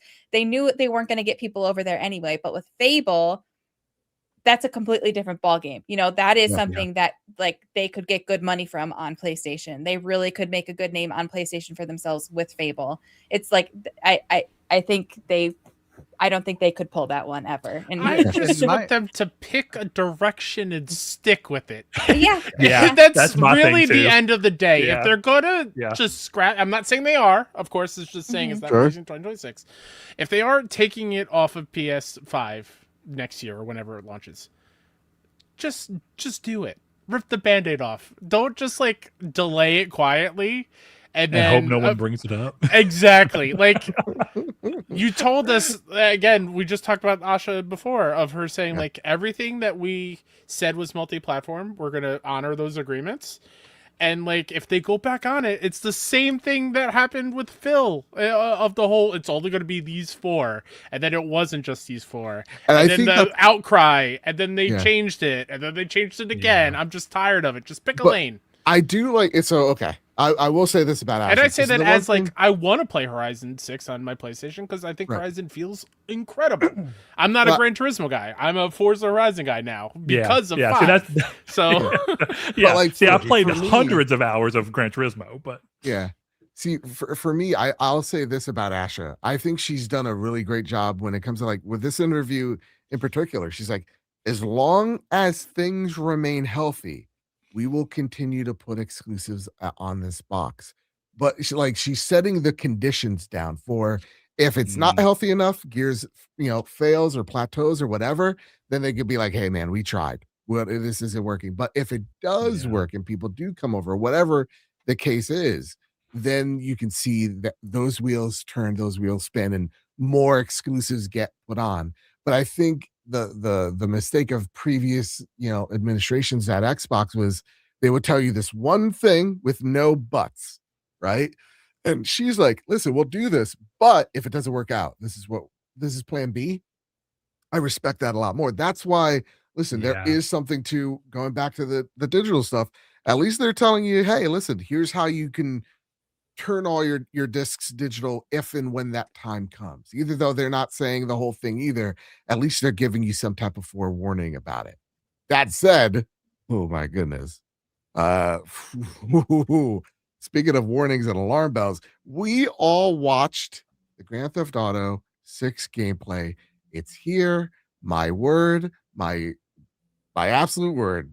I listen, walking into this, we were all like, it's Grand Theft Auto. I mean, we're not gonna kill ourselves. We're all gonna probably buy it, right? We're gluttons for punishment and whatnot. But we're all kind of level-headed about it. Like, yeah, I'm excited for GTA, but I'm excited for GT. Then we saw the gameplay reveal. Light, go on. Go off, fam. So here's the thing. I think I have said on here before that like I'm going to play GTA 6, but I wouldn't say that I was necessarily like super excited for it. Like I knew it was going to be good. I knew I was going to have fun with it. I had fun with GTA 5, but it's not like a game I was clamoring to go back to. So I was like, yeah, I'm going to play it. It's going to be fun, but I'm not like, oh my God, GTA 6 like everybody else is. However, after that trailer, I am hyped. I'm not going to be that person that's like only ever talking about GTA 6 and only excited for GTA 6 because there are still other games that I am more excited for. But boy, oh boy, oh boy, am I excited for that game now. Everything I saw in that trailer had me just hype. I love Lucia. I know that Jason has some haters, but I like his vibes. I think they are different than what people are expecting, but he reminds me, did you guys ever watch Shameless? Yes. You know the one that was the neighbor, that was the friend, the husband? Kevin. Yeah. Reminded me exactly of him. Like very much an intentional character choice, I felt, and different than what people are expecting, especially compared to GTA 5's male characters, which were all over the top, like very much in your face, boisterous characters. He is not that. And I think that was intentional. But regardless, I love them both. I was just like this the whole time because they're and I loved the different outfits we got to see. I loved all the different activities we got to see. I love that we got to see switching back and forth between the two of them. I like that we got to see the reactions of the NPCs in the world. I like that we got to see that there's like seemingly going to be a compendium for like studying animals and kind of like Red Dead a little bit DNA in there with not necessarily your morality bar, but like how the cops view you bar, essentially. Like you're not a good person, but like there's a scale to not being a good person. I forget exactly what they called it, but there are so many things where I was like, fuck yes. I'm so excited. Yeah, it looks so good. Kyle Stevenson, I'll go to war, just like I think who said in the chat, Stefano. I'll go to war for Lucia. Okay. Yeah, I will join you. You back the Whoa. You're gonna have to fight me for a draw. Exactly. Listen, I think buddy. Light is leading the charge, and we are just standing behind her as backup. Okay. Fair enough. I think it looked awesome. I was not as hype as for GTA 6 before this because it's just like it's GTA. We know what GTA is. And I still feel that a little bit, but I think the details of it like seeing it in motion and actually seeing gameplay, which is what I wanted. It's really awesome. I'm a sucker for details in games just because it's my favorite thing about how talented developers are, and there really is not a much better studio than Rockstar at the details of just like everybody's animations and the hair, the foliage, the light, and everything. It's just incredible. Also, I really enjoyed. It was only there for a brief second, but I was like, why are we getting like yellow hit markers like when he's shooting? Apparently, like there was like an X-ray slowdown, and like some of the joints seem to be like yellow spots on the enemy's thing. So I'm wondering if that's like to like maim them a little bit and daze them instead of outright killing them and like making them drop weapons. I was confused or by stuff. that because I rewatched it a bunch of times after, and even with the yellow, they stay down. Like I thought, like Yeah. oh, it was a critical, but it wasn't a headshot, but they still stay down. So I don't know if they're just not dead, but they're down. Yes, not that's moving what either, so I don't know. That's what I'm thinking, which is cool. But Non-lethal GTA playthroughs are gonna go crazy. I'm into it. The only thing that I'm not, and I'm sorry letting everyone in chat, I do not like Jason's voice. It's not great to me. But everything else is great. Sounds like he's eating all the time. It just sounds like he's so nonplussed and bored. You're in GTA. Yeah. It's like, You're banging Lucia, dude. You understand how much of a pep would be in my step? You put a body in an elevator and sit it down as a distraction. Be more menacing. I don't know. Yeah. You just saw a guy charge into a guy through a wall. Be a little surprised. Be like, oh shit. Oh. I just And saw again, that happen. you're dating Lucia. Be excited. Exactly. Well, that's great. He got stressed when Lucia wasn't responding. Yeah, that's fair. That's fair. Again, we got to see the He's full like, thing. don't fuck with my girl. And to be fair, Yeah. the instances they had him interacting weren't necessarily like great instances for his character with dialogue. Absolutely. Yeah. The other last thing that I really like that they confirmed is the fact that you can just hop between them at any point. Yes. When Lucia went skydiving and you could just choose to hop over to Jason and he's just on the couch playing a game with his friend. Like, that's what I want. That's my favorite thing in GTA 5 is just hopping into between the three, and the fact that we can do it with those two is awesome. Yeah. And shout out for Stephen Root getting a spot here in GTA. He's in Widow's Bay and what's it? Dodgeball. And the guy from Office Space. You steal my stapler.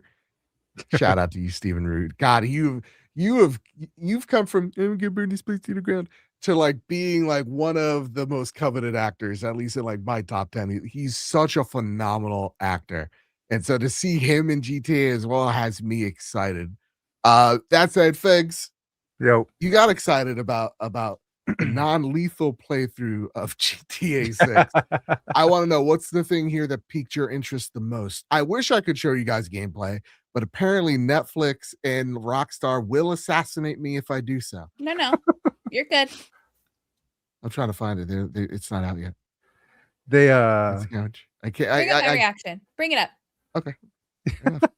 Fix. I like that. I dare you. yeah. Mine's been Get up since it litigious was with live me. on Netflix and it got blocked, but only in Russia and Belarus. So sorry to my Russian viewers, but And Stefano says it's on YouTube now anyway, Joe. So I think yeah. Oh, it is. Oh, they Okay. are. And they literally confirmed multiple times that you can. I mean, besides the music, just mute it. Okay. Wait, then again, is it getting on a your cease and gameplay or desist your from reaction? Rockstar would be cool, Gameplay. right? I'd frame that. But Figs, I don't know. what's your thoughts on all this? Yeah, sorry. Yeah, Fix. so there no, you're good. There was a lot of it. I was watching it and I was just like, I just couldn't like believe that it was on. And first of all, Jeff Keighley tweeted out this was all base PS5 footage. This was not PS5 Insanity. Pro footage, which was to me, I'm watching this. I'm like, okay, crazy. But I really liked how they showed just enough of kind of every different part of their lives. It seems like where you had like, you're going in to get Booby's drugs and then you leave there and then you guys are holding hands going to dinner and there's a hold hands button, which like part of me was like, oh, that's cringy. But then part of me was like, I'm going to be mashing the hell out of that button because Lucia's going to love me by the end of the game. We are going to be the tightest couple ever. We are going to be robbing shit together and we are going to bond through crime. And I'm Hundreds. gonna what hold her happens- hand and slap her ass as much as I can. So what happens if you Bless. do the little switch thing and it pulls over and it's just her getting railed by a completely different dude? That's not gonna happen. Because they've already confirmed that even if you aren't a couple, you're still friends. What She won't a do that. right That doesn't mean she turn. won't. And if she does, that dude's dead. So Oh yeah, see, That's I not. will remember that face when I see NPC 1322. I will kill every instance of him Toast. I can find. toast. Way more of them.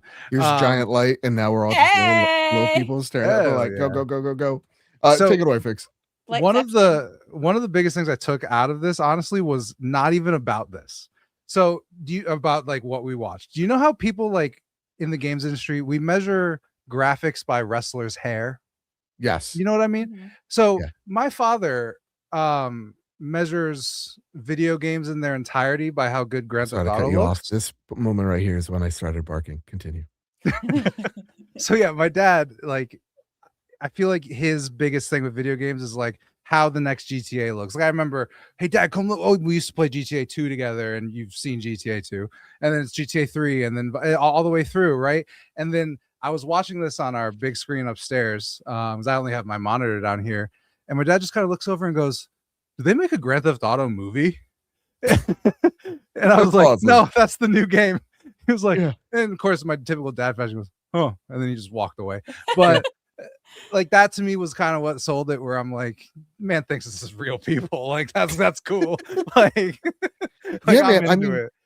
even seeing when like with all the like cocaine like handling Yeah. or whatever, like you saw the cellulite on the women's thighs, like Right. like they were real women. It was nuts. It wasn't like, even like Lucia, listen, very attractive, but like she has realistic proportions to her. Like everything looks very real, and it's Mhm. just like when you can see she's their jumping. pores on their skin. Yeah, like- Dude, the ads at the beginning were so good too. I was so happy to see that. I mean, this game looks. It looks. The prairie sandwich, only 20,000 calories.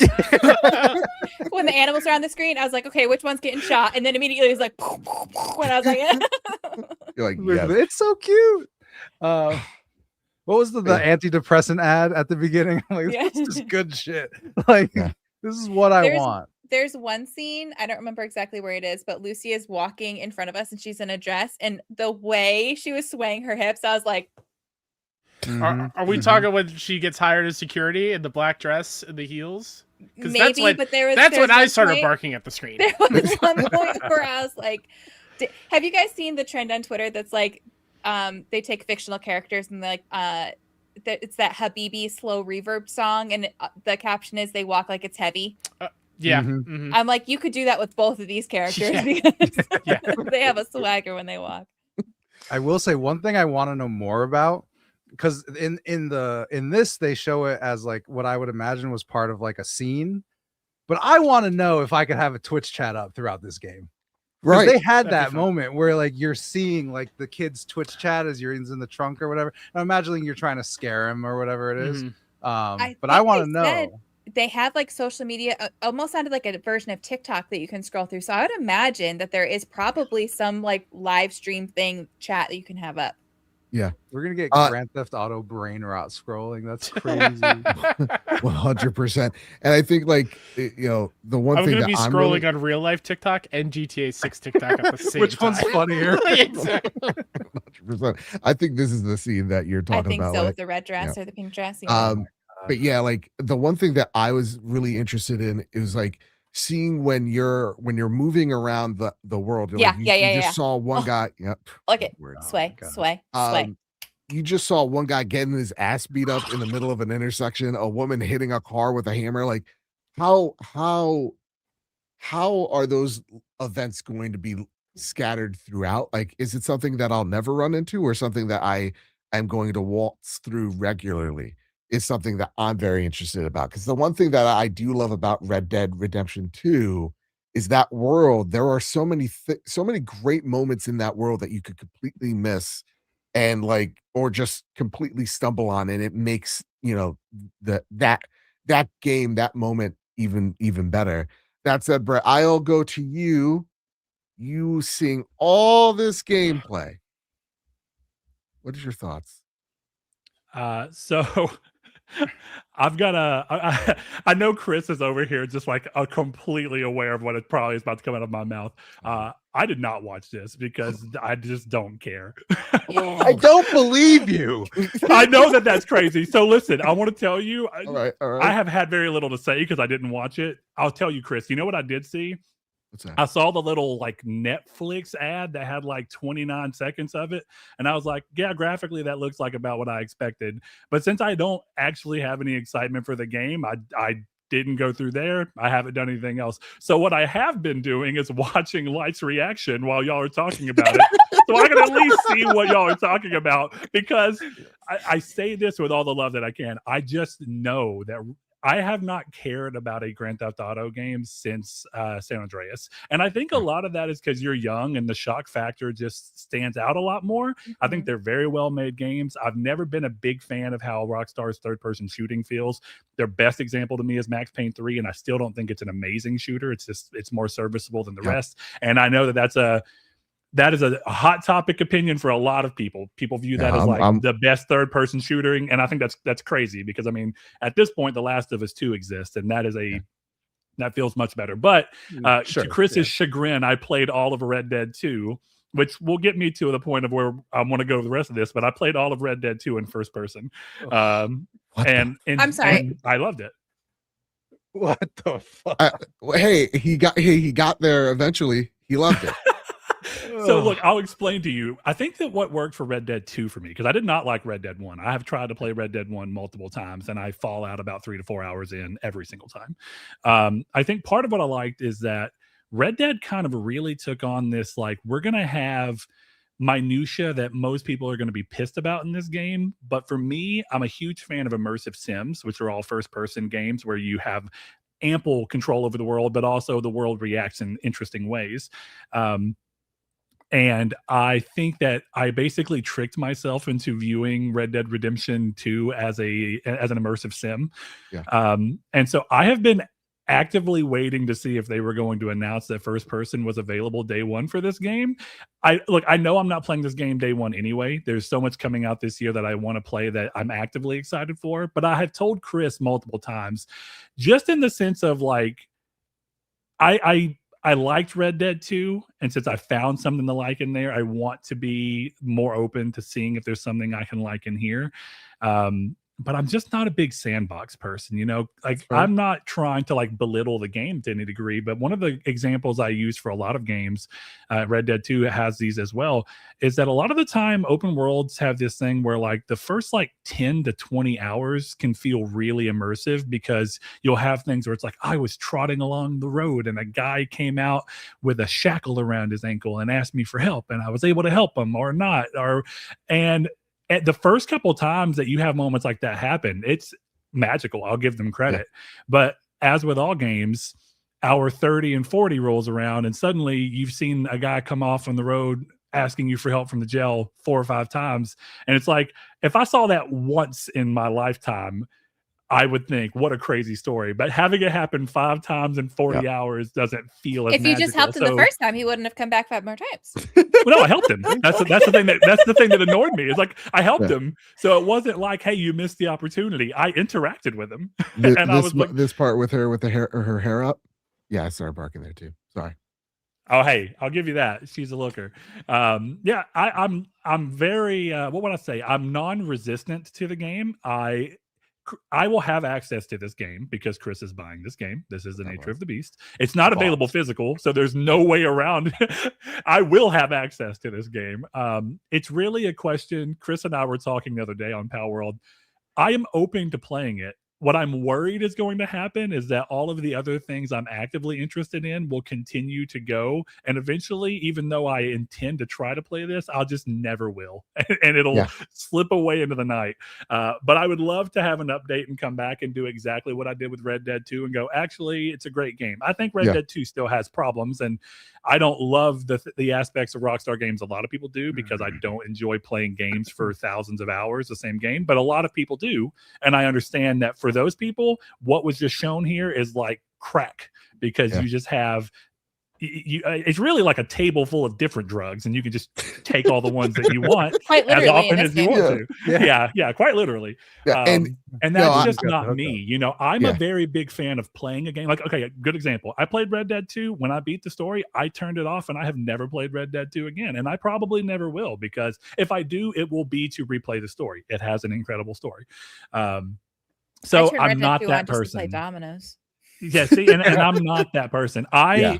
Chris knows this about me. I am very much, I complete a game, whatever completing looks like to me, and then I move on. I mean, that's sometimes it's lucky, like I get into it and I'm like, I will get this platinum because I'm loving this game. I've been doing that with Metal Gear Solid lately, going back through them and getting the platinums, and I'm having a good time. But I'm not the guy who's like, I'm gonna load up Horizon Forbidden West. Perfectly valid way to play that game. It's just not what I'm interested in. Go for it, Fix. I will give Brett a little bit of credit, because I think that's what makes us work as a duo. Is like Brett played 50 hours of Balatro, loves it, great game. I played 540 hours of Balatro. Yep. I'm not even done playing it. Yeah.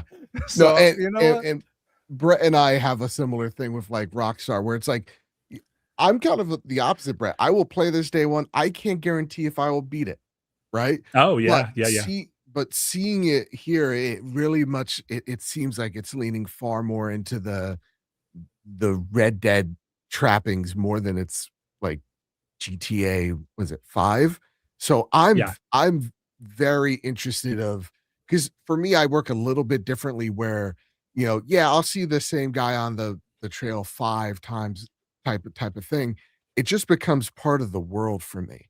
And then when I play another open world game, I'm looking for that immersion of like, is this pretend world exists when I'm not here? And I think that's what these games do so well, is that they feel like, again, like a better words, they're lived in. That said, we got some questions from folks out there. So, okay, for the most part, we're all on board, and we're all on board the Lucia train. Yes, Jason's voice is weird, but you know what? I actually think I think you've made a good argument for it, because it'll grow on me. Also, he's in Florida. He's probably stoned. Yeah, true. No, He's high as fuck the entire time. I'm sure of it. This is just Florida. It's not surprising to them. I'm sure it'll grow on me, but you guys are just jealous because he gets Lucia. Yes. What if he sounded like Squeezy Jibs? Y'all know that game? I do not. That's a great name. You look, it's so funny because Chris knows, like, y'all are talking about, I don't have TikTok, I never have. I am not a social media person. That's not my thing. I am so rarely on social media. It's bad when you run a podcast, because I just don't have the bone 100%. In me to do all the stuff. But the few times I am, my wife will send me stuff from Squeezy Jibs. He's been around for like a decade. He's crazy. But there was one earlier that she sent me today, ironically, that was like, you're not a real Florida man unless you can call the gators. And he started making this crazy noise, and a gator just like comes to him. And I was just like, this is amazing. Well, listen, Funner One writes in. Now, this was going to be the starter question. Funner One writes, good day, Trophy Room heroes. Ooh, I like this. Is it just me, or are these GTA leaks outrageous? First of all, I have not seen any, quote, leaks, but it seems everyone wants to report on it. And apparently, Rockstar's stocks dropped for some reason because of this, question mark. I don't read into it. And now the hacker has a failsafe that he will release the game for free if he gets arrested in the event that he does. I'm sorry, in the event he does release the game. Release the game. Sorry. Won't it just be an incomplete version of the game for the only PC, which won't be available at launch anyway? That is only because PlayStation has a monopoly on every game they sell. Do I hear a conspiracy? And on the other hand, why are they worried about spoilers anyways? In most trailers, they spoil the whole game for themselves anyway. For an example, let's look at God of War Ragnarok's trailer where then immediately shown. Brother. Yeah. So we get spoilers from hackers on the official trailers. Nowhere is safe. Anyways, love you all. Keep being awesome. You try, you sneaky. You're a funner one, that's for sure. Listen, they're gonna kill this guy. Like I with don't that, know how this like, guy walks away. And the fact that alive. he turned into selling like cryptocurrency, his whole thing was like, oh, they're paywalling the trailer, they're taking advantage of you. And then he's like, oh, but if you want to see more, buy my crypto. Like, what the fuck? I loved it. Hello? Okay, I have a real question for all of you though, Please. because the two things caught my attention here. First was kind of what he mentioned, which is I almost feel like the leaks became bigger news than the leaks themselves became. And this has happened in gaming before where people would be like, this thing is happening and everyone's talking about it. But the only time I see anything about it is the articles trying to make me think that 1 million people are talking about it. And that's weird. But okay, separate from how this guy went about doing this, because I did see, at least in watching, because I get notifications of what Chris posts on Twitter, so every now and then I click in to see what's happening in the world of I'm games. sorry. Yeah, Chris keeps me keeps my feet to the fire on there, at least in social media. So I know that this guy was doing some crazy stuff, but let's separate all that. Yeah. And is it crazy that I'm kind of like, it's not that big of a deal? Spoilers suck, but at the same time, it seems like you're having to seek these out if you really want to see them.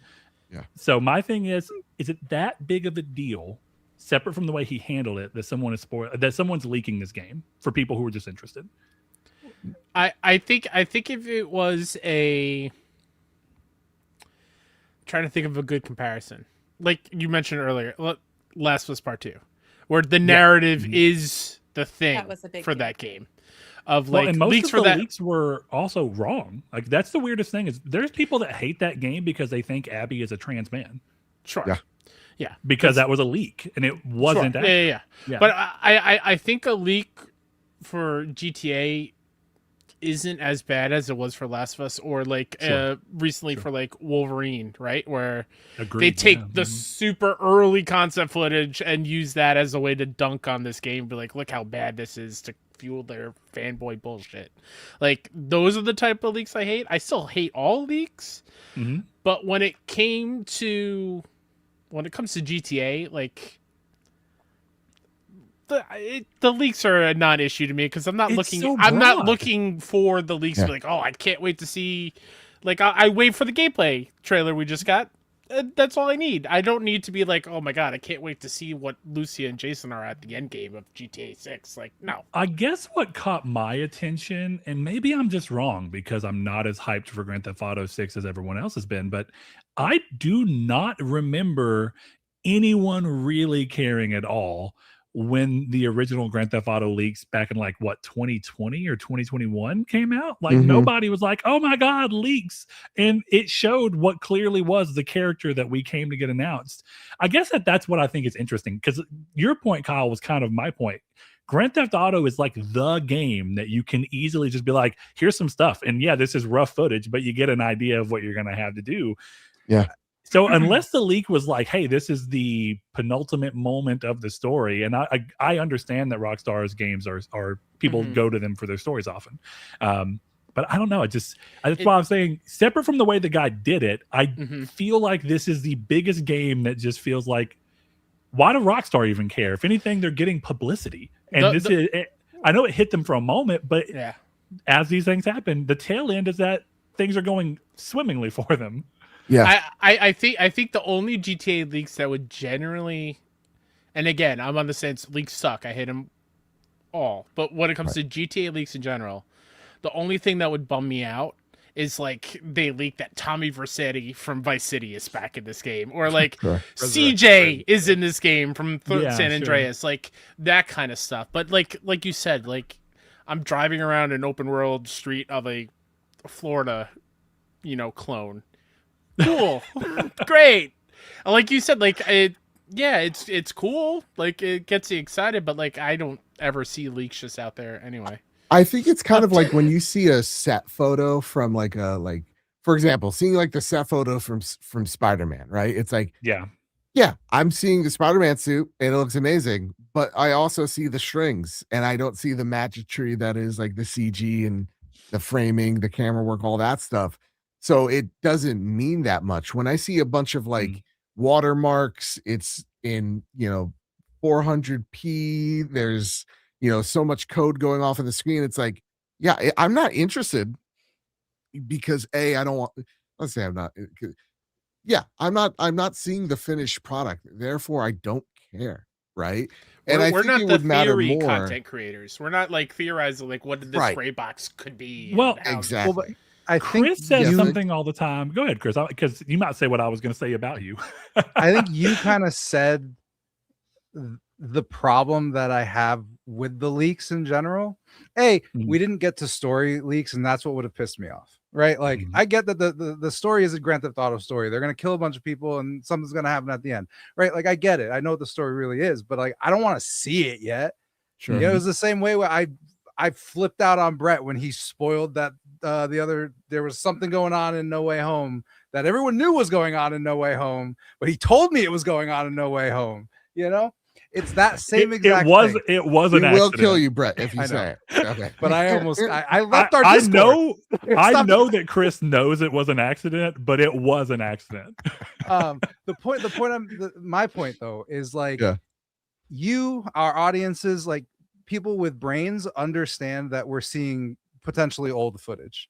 And I think what really annoyed me about the leaks is like, yeah, you guys are right. I don't care that I saw that you can drive a sports car through the streets of Leonidas. I knew that because it's Grand Theft Auto.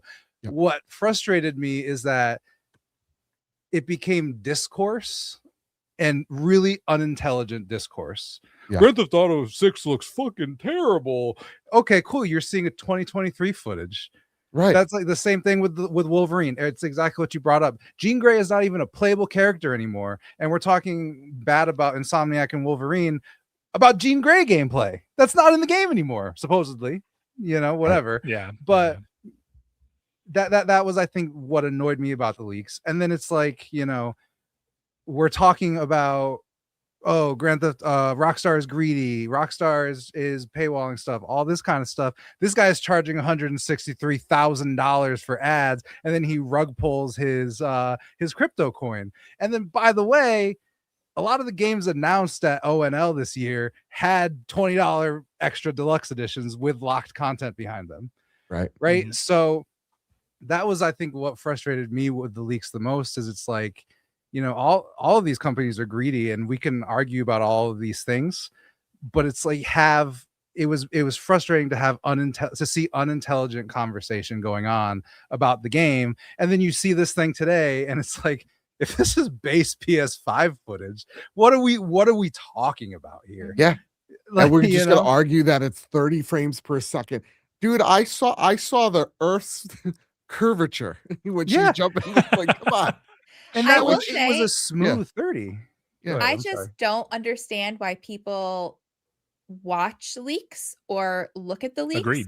Because Agreed. Mhm. you can't wait at this point. You can't wait 2 more months and be able to experience it yourself. Like, I am a huge Witcher fan. If Witcher 4 leaks came out, I would be dodging those things like they were infectious. Like, I don't want to see that until I can experience it. So why are so many people like why are you ruining it for yourself? Same thing with Wolverine. When the Wolverine leaks came out, I'm like, I don't even want to talk about it. I don't want to know. I don't want to know anything about anything with these leaks.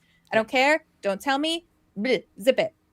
Yeah. Because I want to experience it the first time when I'm playing it. Because if I'm passionate about something, I want to experience it, the final product, how they want me to experience it by myself, not in some stream where someone else is playing the game where it's not the final footage, or it is, whatever. Why are you ruining it for yourself? Yeah. I I have don't a get friend that. who actively seeks out like spoilers before like MCU movies before he goes and sees them for the first time. Like, what? Why? Why? I don't Well, understand that. Here's my thing. I know that, Kyle, like you said, you're just completely against leaks. Here's Yeah, my I hate thing. 'em. I think leaks, I agree with all of what you're saying. I don't want to know. Yeah. I want the surprise to be there. But I also do understand that there are just people who don't care. Or more importantly, like Chris asked me whenever the leaks were popping up, he's like, hey, did you look at any of the leaks for Grand Theft Auto? I said, oh no. He's like, I thought that maybe since you don't really care about it, you might be more likely to look at it. I was like, well, I didn't, but I can understand that because I think sometimes people just like seeing the nuts and bolts of it. Like, hey, this is an old build, but it's interesting to see how the game has moved along. Like, for as much as we don't want to see leaks, I'm sure the same people who are like, oh, I don't want to see leaks here, will of course be really excited in 2 years if they make a making of Grand Theft Auto documentary that shows the same footage. You'll be like, how interesting is it to see where it started, where it went throughout the middle, and how it ended up. But I guess my big thing is I just think leaks are perfectly fine as long as people aren't trying to spoil them out on the internet like happened with The Last of Us. Because I remember Saul got The Last of Us 2 spoiled to him in the middle of someone talking about a recipe from Gordon Ramsay. And so like literally mid recipe, and Saul was like, what the hell? And he showed me the Reddit post. Food Reddit with a recipe in the middle of a completely unrelated thing. God bless. In the middle, it just goes to spoiling the driving, motivating factor of The Last of Us 2. And he was like, what the hell? I've said it before, but I get it. But as long as they're siphoned off, I think leaks are cool for people who have that thing and then that makes them go, I just want to know. I can't wait. I think that they're ultimately doing something worse for their experience, unless there's someone like me who's just like, I don't care about Grand Theft Auto 6 anyway. Let me look at it just to see what it is. Yeah. Well, I've said it before on the show, but like God of War 2018, somebody changed their name to the spoiler and friended me on Facebook when I was an admin of a Facebook group, and I was so angry. But I will say on the leak side of thing, where like you're not as against it as I think I am, at least personally. Just me taking myself out of it. I hate leaks from the developer side of things. There's so many times we're live reacting to a state of play where we're like, all right, we know something is here and we're just waiting for it to happen instead of experiencing the show in real time. And like, I think, like, and I say this a lot when we live react to something like a Game Awards or something, when we're like, man, that trailer's awesome. Imagine if we didn't know that was going to pop up. And it just kind of like, it takes out the joy of what I want from gaming. And just like, I think somebody put it in here before of like, it takes away the magic of discovery, which is something that we as a society and gaming community needs to like treasure a little bit more than I think a lot of people don't. Agreed. Well, that almost is what got me so hyped about The Witcher 3, right? Is there was no word of that. And like, for a little bit of context, I was watching ONL the first time in the hospital on incredible painkillers. And that trailer came up and I was so stoned that I didn't believe it.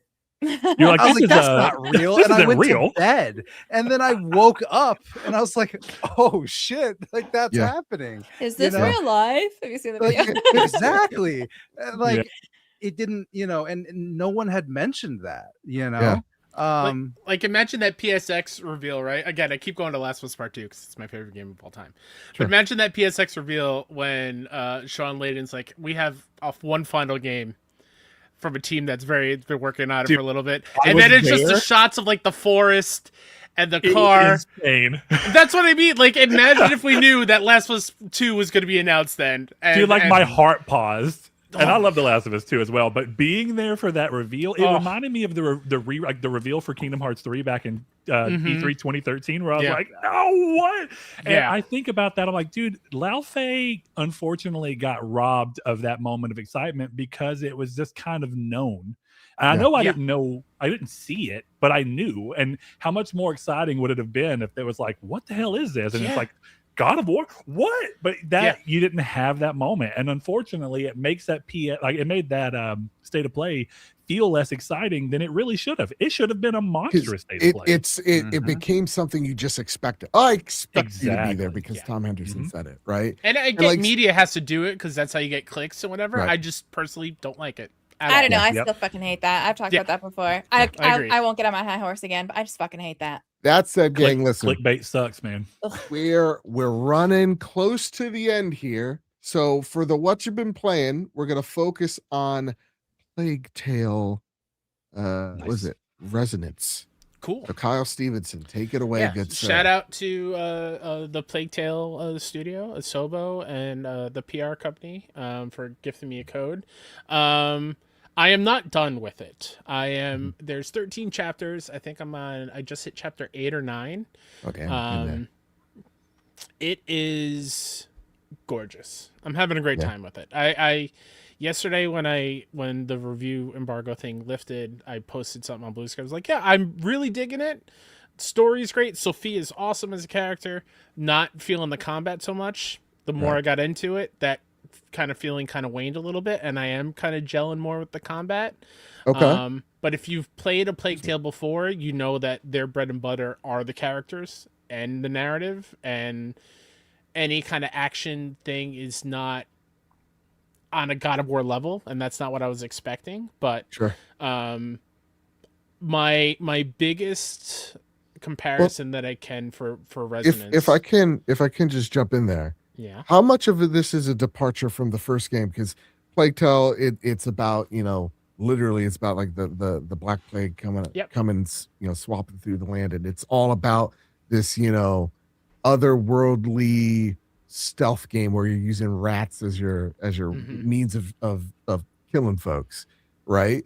Is this a stealth game as well, or because you said God of War, so is this like an action oriented? this is action, baby. Oh wow. This is Okay.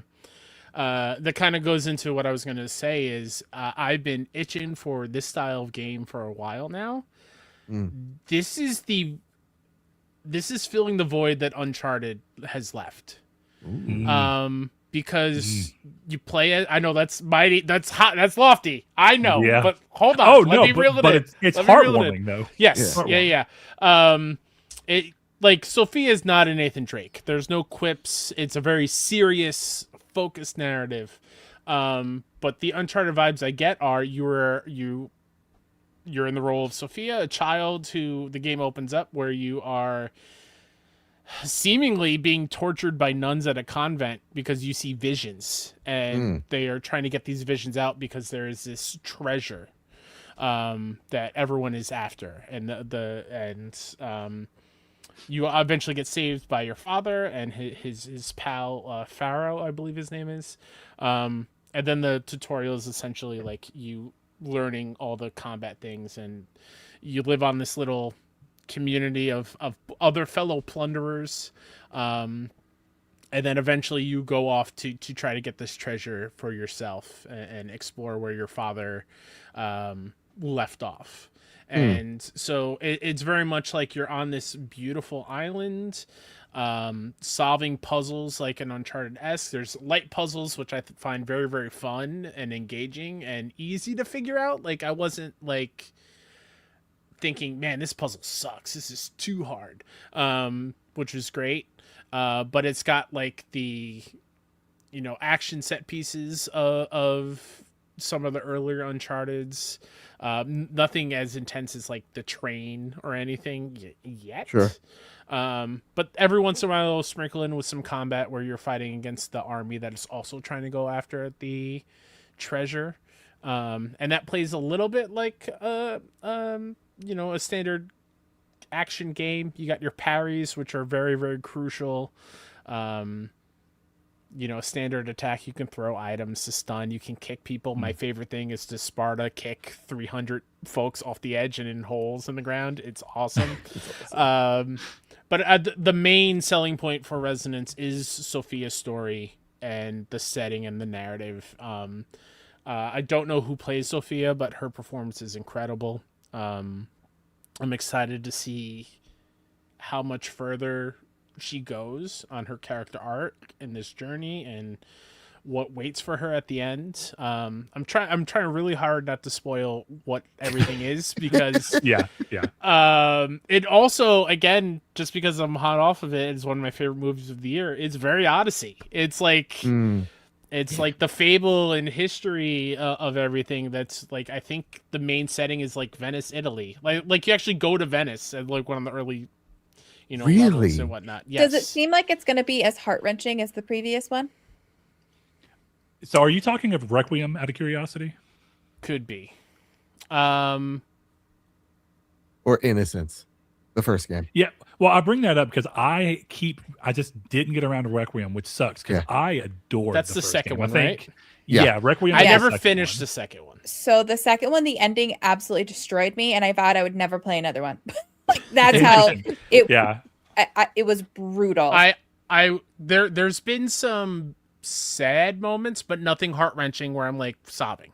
Okay. Okay. yeah. There's Well, there's I need heartwarming to play stuff. Requiem because I thought Amicia and Hugo's story in the first game was really interesting, and yeah, the gameplay is a little. I don't even want to say it in a bad way. It's a bit rudimentary and innocent. So, but that's not a bad thing at No, all. not at I all. really enjoy that, and I think it also plays into the context of what's happening. These are children. These are Yeah. people who are not ready for this world. If we were running around like legit Kratosing these people as a kid, I'd be like, what the hell is happening? Yeah. Yeah. So I love that, and I really need to play Requiem. And part of why, if I'm being honest, like that I haven't is because I just know from the way the first game ended, when they announced the sequel and it still showed Amicia and Hugo, I was like, there is no way that this game ends in a way that doesn't just destroy you. Mhm. Yeah. Unfortunately, And I Yeah. haven't played it because Light has told me how much it destroyed her, and I No. want to go play it. yeah, that's kind of why I tell people with The Last of Us 2, you're talking about that. I was like, I love The Last of Us 2, but that game is heavy. It's Yeah, hard it's for me. very To, heavy. like, I really want to replay it, but you Yeah. feel the weight of that game when you're done Mhm, for a mhm. while. Yeah, but So you're like, telling me, Kyle, at the end of the Yes. day, this is again like the story that we would expect from the Plague Tale devs, right? Something Million heavy, percent. something mysterious, something otherworldly, Yep. with the trappings of like God of War combat meets Uncharted-esque like level design. Uncharted adventure Adventure vibes. feels. Okay. Yeah. And I would say like God of War light vibes. Okay. Like Okay. nothing too heavy in depth. I think there's 5 or 6 skills total. Sure. That just add on to already basic things. And earlier in the show, I mentioned just like I love video games for the details, and it's a small thing, and I so appreciate this. Everything you pick up in the world as a collectible, like charms, bracelets, things that add to your boosts and stuff for like a higher chance of an arrow missing you or whatever. Sophia actually takes it and places it on her character model and wears it for the rest of the game. Oh It's like wow. little things like that. You find a charm, she puts it in her hair, and it's there for the rest of the game. Finds a bracelet, you see her put it on her arm, and it's just there forever. Like, it's little things like that that I love, the attention to detail, and Osobo definitely is crushing it with this one, and I'm excited to continue. It's gorgeous too, and I'm very happy with the review guide I got. They were like, hey, don't pick up a collectible in chapter 2. It might corrupt your save. And I forgot about that. And I picked it up. I was like, oh no. Luckily we're good. But I was very, very worried. That's the only other little thing for, you know, trophy hunters, collectible people. It's kind of very hard to see collectibles in the world. But that's kind of like what it was in the other Plague Tale games. They are very tiny and small to see. But yeah, it's great. Do I love pick it. this up before? Like, do you think I have No, enough time? you're God Dawnwalker. No. Don't. Yeah, fair enough. No. It's I You don't will have say time. yeah, the review guide said 15 to 20 hours ish. Oh wow. Oh, Okay. love That's to a hear meaty it. game. Yeah. Yeah, I like that. But That said, it's meaty without being too much. 1,000,000%. exactly. Yep. Like a nice 007 First Light. Like, give Hell me more yeah. games. That's 15, 20 hours. It's a good time. Hell yeah. That's That's what the I've been Uncharted, playing. you know. I've been playing a little game called Aliens Fireteam Elite 2. Just brief impressions thus far, then I'll get really into it next week, probably with like a full review. Gang. You guys know I love a good xenomorph. You guys know I love the Alien franchise. I really loved what they did here with the original Fire Team. I thought it was a really solid AA experience. Play with your buddies, drop in horde mode-esque style levels, or more like Left 4 Dead style levels, where it's get from point A to point B to point C, and then finish the level out, fight all these creepy Xenos while you do it. This game kind of kicks it up a notch. I think they undersold it when they were talking to me about it during SGF. They were like, "Yeah, you know, it's pretty much, you know, it's more of what we do, just with an extra person here on your team. So instead of the first game where it's 3 people, now you have 4 members of your fire team. Hell yes. it's a little bit deeper than that, man. You could totally customize the gun, not just level it up where it's more accurate or whatever have you. You could put different attachments to it. And then with your classes, you get to have different augments and you get to level those classes up to give you more special abilities so that maybe, your pulse cannon, if you're a Marauders class, shoots acid instead of big explosions, things like that to kind of switch up how you play, but also the strategy that you're using with your team. I'm only about 4 levels in thus far and really enjoying myself with this game. So I'll be giving you guys a further review when the time comes, but so far so good. I want to give big props to the team as well. Not a whole lot of server issues, especially for an online only game, or prioritized, not only, sorry, where it's, best to play with friends. We had very minimal disconnects on day one. So we only had, I think, like 1 or 2 weird hiccups. Other than that, completely fine, no lag, no anything. If you love Alien, if you love the original game, definitely play it with me, please. Really 'Cause I'm having a quickly, blast. because Jeannie asked in chat 2 questions. Extraction, PvE, or what are we doing? No extraction. It's literally it's like it's Mission like based. yeah, it's mission based. Cool. So it's like, I'm yeah, getting get to big this. Warhammer 40K Space Marine 2 vibes from this, which is awesome. Yeah, very much so. That's actually a great way of putting it. Because Uh, yeah, you'll have different Xenos that do really crazy stuff, but like it's waves of them. And now they introduce the androids. I forget what they're called. Please don't kill me. But they're there to add a different element as well. So they're like your human enemies that you're fighting as well. So Second question from Jeannie. Helldivers with character creation? yes, we playing were set actually things? really Okay. surprised with how deep the character creation is. So like you can make your character have whatever type of hair, whatever gender, whatever voice you want. Like there's a lot of hair options as well. So like, yeah, I was very surprised of how deep this game actually is. It doesn't just feel like an expansion to the original. This does definitely feel like there is reason why they put a 2 at the end of it for sure. Yeah. I'm Nice. really loving it. The only thing I'm not a fan of is the voice acting is very, very bad. But other than that, I'm digging it. That said, gang, listen, that's what you've been playing. It's that time, gang. Are we holding on to something? Anything at all? I got a screwdriver. I don't know why. I have a dragon Wah, wah. sticker. What? Nice. What do we got? Okay, there you go. All right, that's a NOS energy drink. You know, Nope, that's Prepare the Canada drop. Dry. Here are the latest steals and deals coming to the PlayStation storefront. It's What holiday kind of season, NOS y'all. energy drinks are you drinking, Joe? I don't know, man. Listen, there's a light in my eyes. You guys That's call fair. me red all That's the time. I'm now blinded by the light.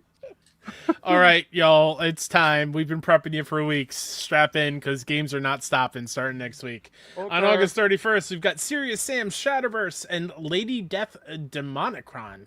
Sure. September 1st, we've got Crimson Moon that Light and I think Joe played at SGF and dug it. I did not get to now. Oh, it's pretty fun. So that's coming out September 1st. September 2nd, Moonlighter 2, The Endless Vault hits 1.0 and it's coming to PS5, as well as Angeline Era, 6-1 Showcase alum. Very cool. On September 3rd, we've got The Blood of Dawnwalker. Also, Speedrunners 2, Marsupilami 2, Extetra, BioEden, and Air. Oh my god. AEREA. Area? yeah. Sounds good Sure. to me. And then Yeah. September 4th, we've got Onimusha, Way of the Sword, NBA 2K27, Isle of Reveries, another 6-1 alum, and Dream Cage. Crazy Ooh-wee. week next week. We're in it, folks. Strap in. Oh man, Blood of Dawnwalker, Onimusha. I'm getting both of those games. You know what I'm saying?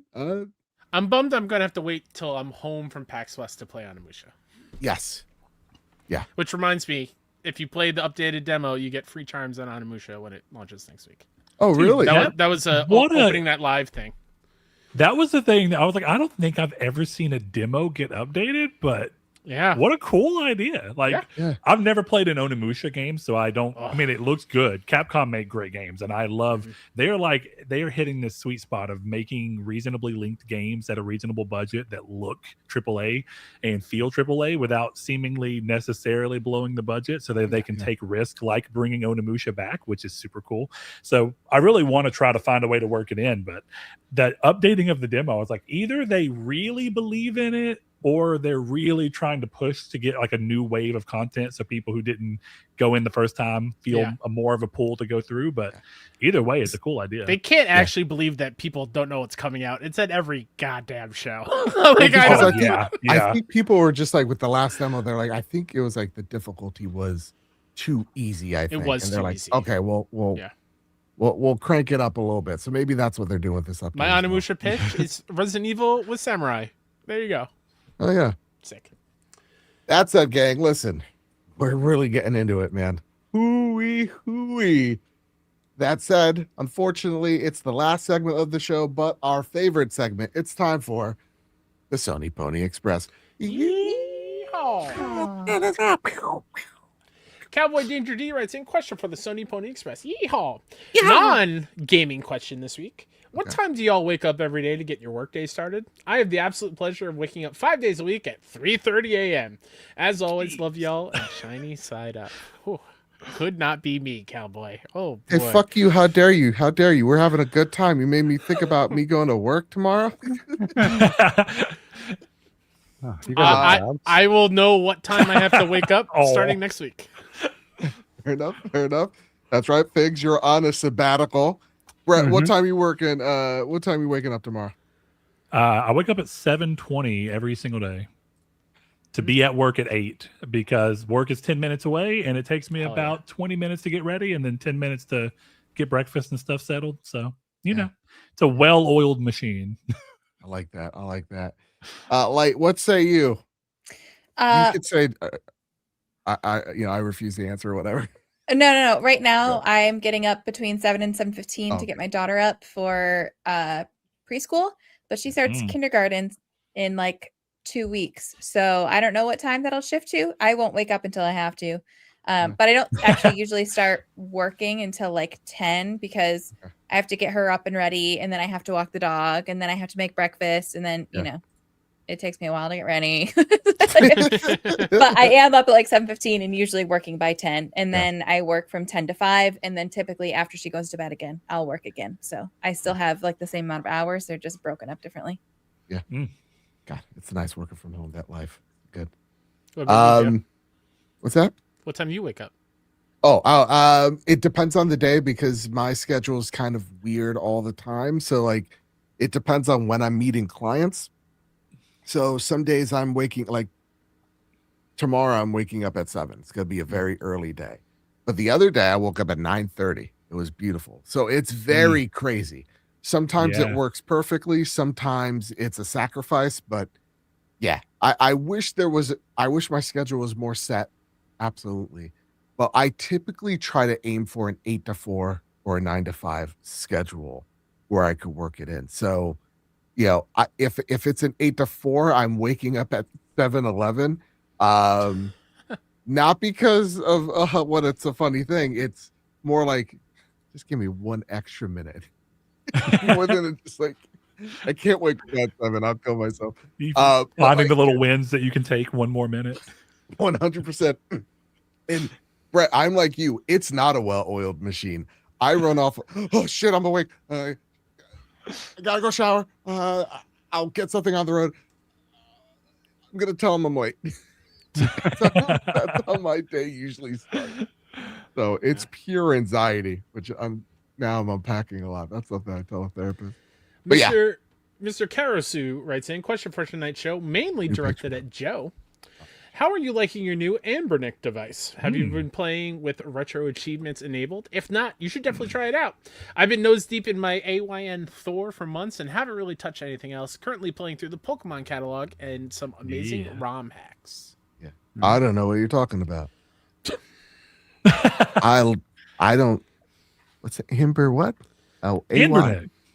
I don't know. Dude, first of all, Joe, AYN Thor is a banging device. No, I know. I wish. I honestly, I is wish so I got cool. that. I wish Yeah. I got that. But no, I'm liking it. I'm liking it quite a bit. It's been like one Mm. of those like I have 5 minutes and I'll like play it a little bit. But I'm gonna be honest Mhm. with you.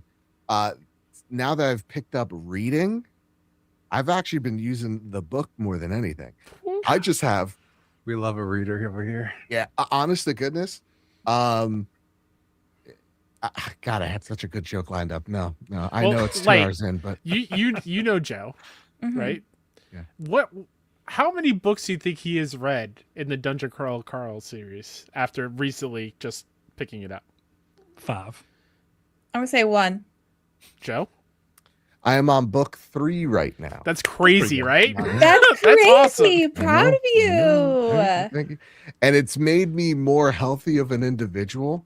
So like, today I with the news of the tariff stuff, I was like, wow, it's really, I just made a little posty post of like, it's funny how all the people that say women are ruining gaming are very quiet right now. And I upset people that pee sitting down on purpose. And so, I got into an argument with one of these no lives, and I was like, why am I doing this? I could have been reading for 10 minutes rather Yep. than, trying to talk to a person that has a, I don't know, grade 3 reading level, So Would've died I've at the beginning of needless to Dungeon say, Crawler. what's that? Would have died at the beginning of Dungeon Crawler Carl. 100%, 100% wouldn't have made it. So I've been liking it a lot. It's really taken my mind away from bullshit and actually is into some good sci-fi, some good things. Can I just It's say funny. Go ahead. Yeah. I was just gonna say, can I say Chad is on fire tonight? Oh yeah, why? Because back to back, that's why I was laughing when you were answering. Reese goes, Joe being a reader is so jarring. And then followed up by Jonathan Kelly. Per his Edge Runners claims, he won't finish the series. They know you so well. Well, wait till you see me next week is what I'll say. So now Joe- you have to finish because now I know and I have finished the series. So he's gonna we're push gonna you. be talking about Yeah. this. Honest to God, so here's the only thing I don't like about hardcover books. Okay, it's Uh-huh. the paper dust cover thing. Yeah. Yeah. And I'm like, I don't, because I'm gonna rip the paper. But then I also don't like the texture of the hard book. I like the flexibility of the paperback. Paperback is fair enough. better, but I love hardcover books because I like sitting somewhere and just people know what the hell I'm doing. Right. Well, Yeah. and then so I walked into a library and I was like, hey, I'm new at this. How do I protect it so I don't rip the paper? Point me in I- the direction of your finest book. Exactly. And this lady looked at me like I was the guy with the 3rd grade reading level. I was like, how do I protect the paperback of the book so I don't rip it because I'm a perfectionist? It will You're upset fighting me. a losing battle, my friend. I know. Yeah, you and she- don't. You want to know Yeah, the you honest don't. reader answer to that is you buy 2 copies of the book. Fuck. That's That the is honest true. answer. You buy the one that you want to look good forever, and you buy the one that you will Yep. use and abuse. All But right. Joe, before we get too far away from it, I Yeah. did want to note that I think it's funny that this question is asking you about the Andronic, and then you talking about reading and how it has allowed you to like disconnect from how easy it is to become overly online. Yeah. And one of the things that I thought was funny is you're like, oh, I could have been doing this. And I think one of the unfortunate things that happens with most people in these retro handhelds is that people spend 50 hours setting it up with 1 million games on it. And then every time they go to play on it, they just scroll through the games they have, never Yep. choose to play anything, and then don't play anything and That's then me. turn it off. And that's Yeah. exactly why Chris ended up not liking his Steam Deck, because you can overwhelm yourself. And it's Yep. I have the AYN Thor, and I have 5 games at any given time on it. And when I'm done with the game, I delete it and I move on. So there's never an option for me again. I love the device. It has become a great way for me to actually play more when I've had problems. I've been playing my Vita a lot lately, actually. Yeah. But prior to that, I don't like the form factor of the Switch. I know that seems crazy. Everybody loves the Switch. because the Thor can play Switch games, I have played all the Switch games that I thought I didn't care about and be like, oh, it turns out the form factor is the problem. When you play it on something I can fold up and put in my back pocket, turns out I'm down to play these games. I really like them. So 100%. it's good that you're doing that. But if you start to mess with the Ambernick, don't make every game released from 1980 through 2005 be on there. Don't do it. No, 100%. No, listen, again, I'm flirting with that ROG OLED. I'm flirting with it. We'll see. No. Kyle, you were laughing. I think I know the comment. You want to pull it I up? was just like, Jonathan Kelly deserves a star sticker because Jonathan Kelly chat goes, Joe calling the librarian a sommelier. Yes, Incredible. Where is your best young adult section? I need to get lost in fantasy and whimsy. Koziosko writes in, hey, Trophy Room, looking forward to hearing your banter about GTA 6 and Witcher 3 news. I'm playing it at the moment, just past Skellige. So I'm Skellige, excuse me. So I'm thinking I'll pause until the update. What do I play in the meantime? And also at Kyle, would you recommend MLB The Show to an Australian baseball noob? We play cricket here. I can't understand cricket. I've been to a ball game when I was in the States, but keen to try a baseball game. Is it accessible for folk like me until the Witcher 3 update is done? Cheers, legends. Love the show. Shout out to y'all. And also Chris is here, another fellow MLB The Show lover, diehard. Yes.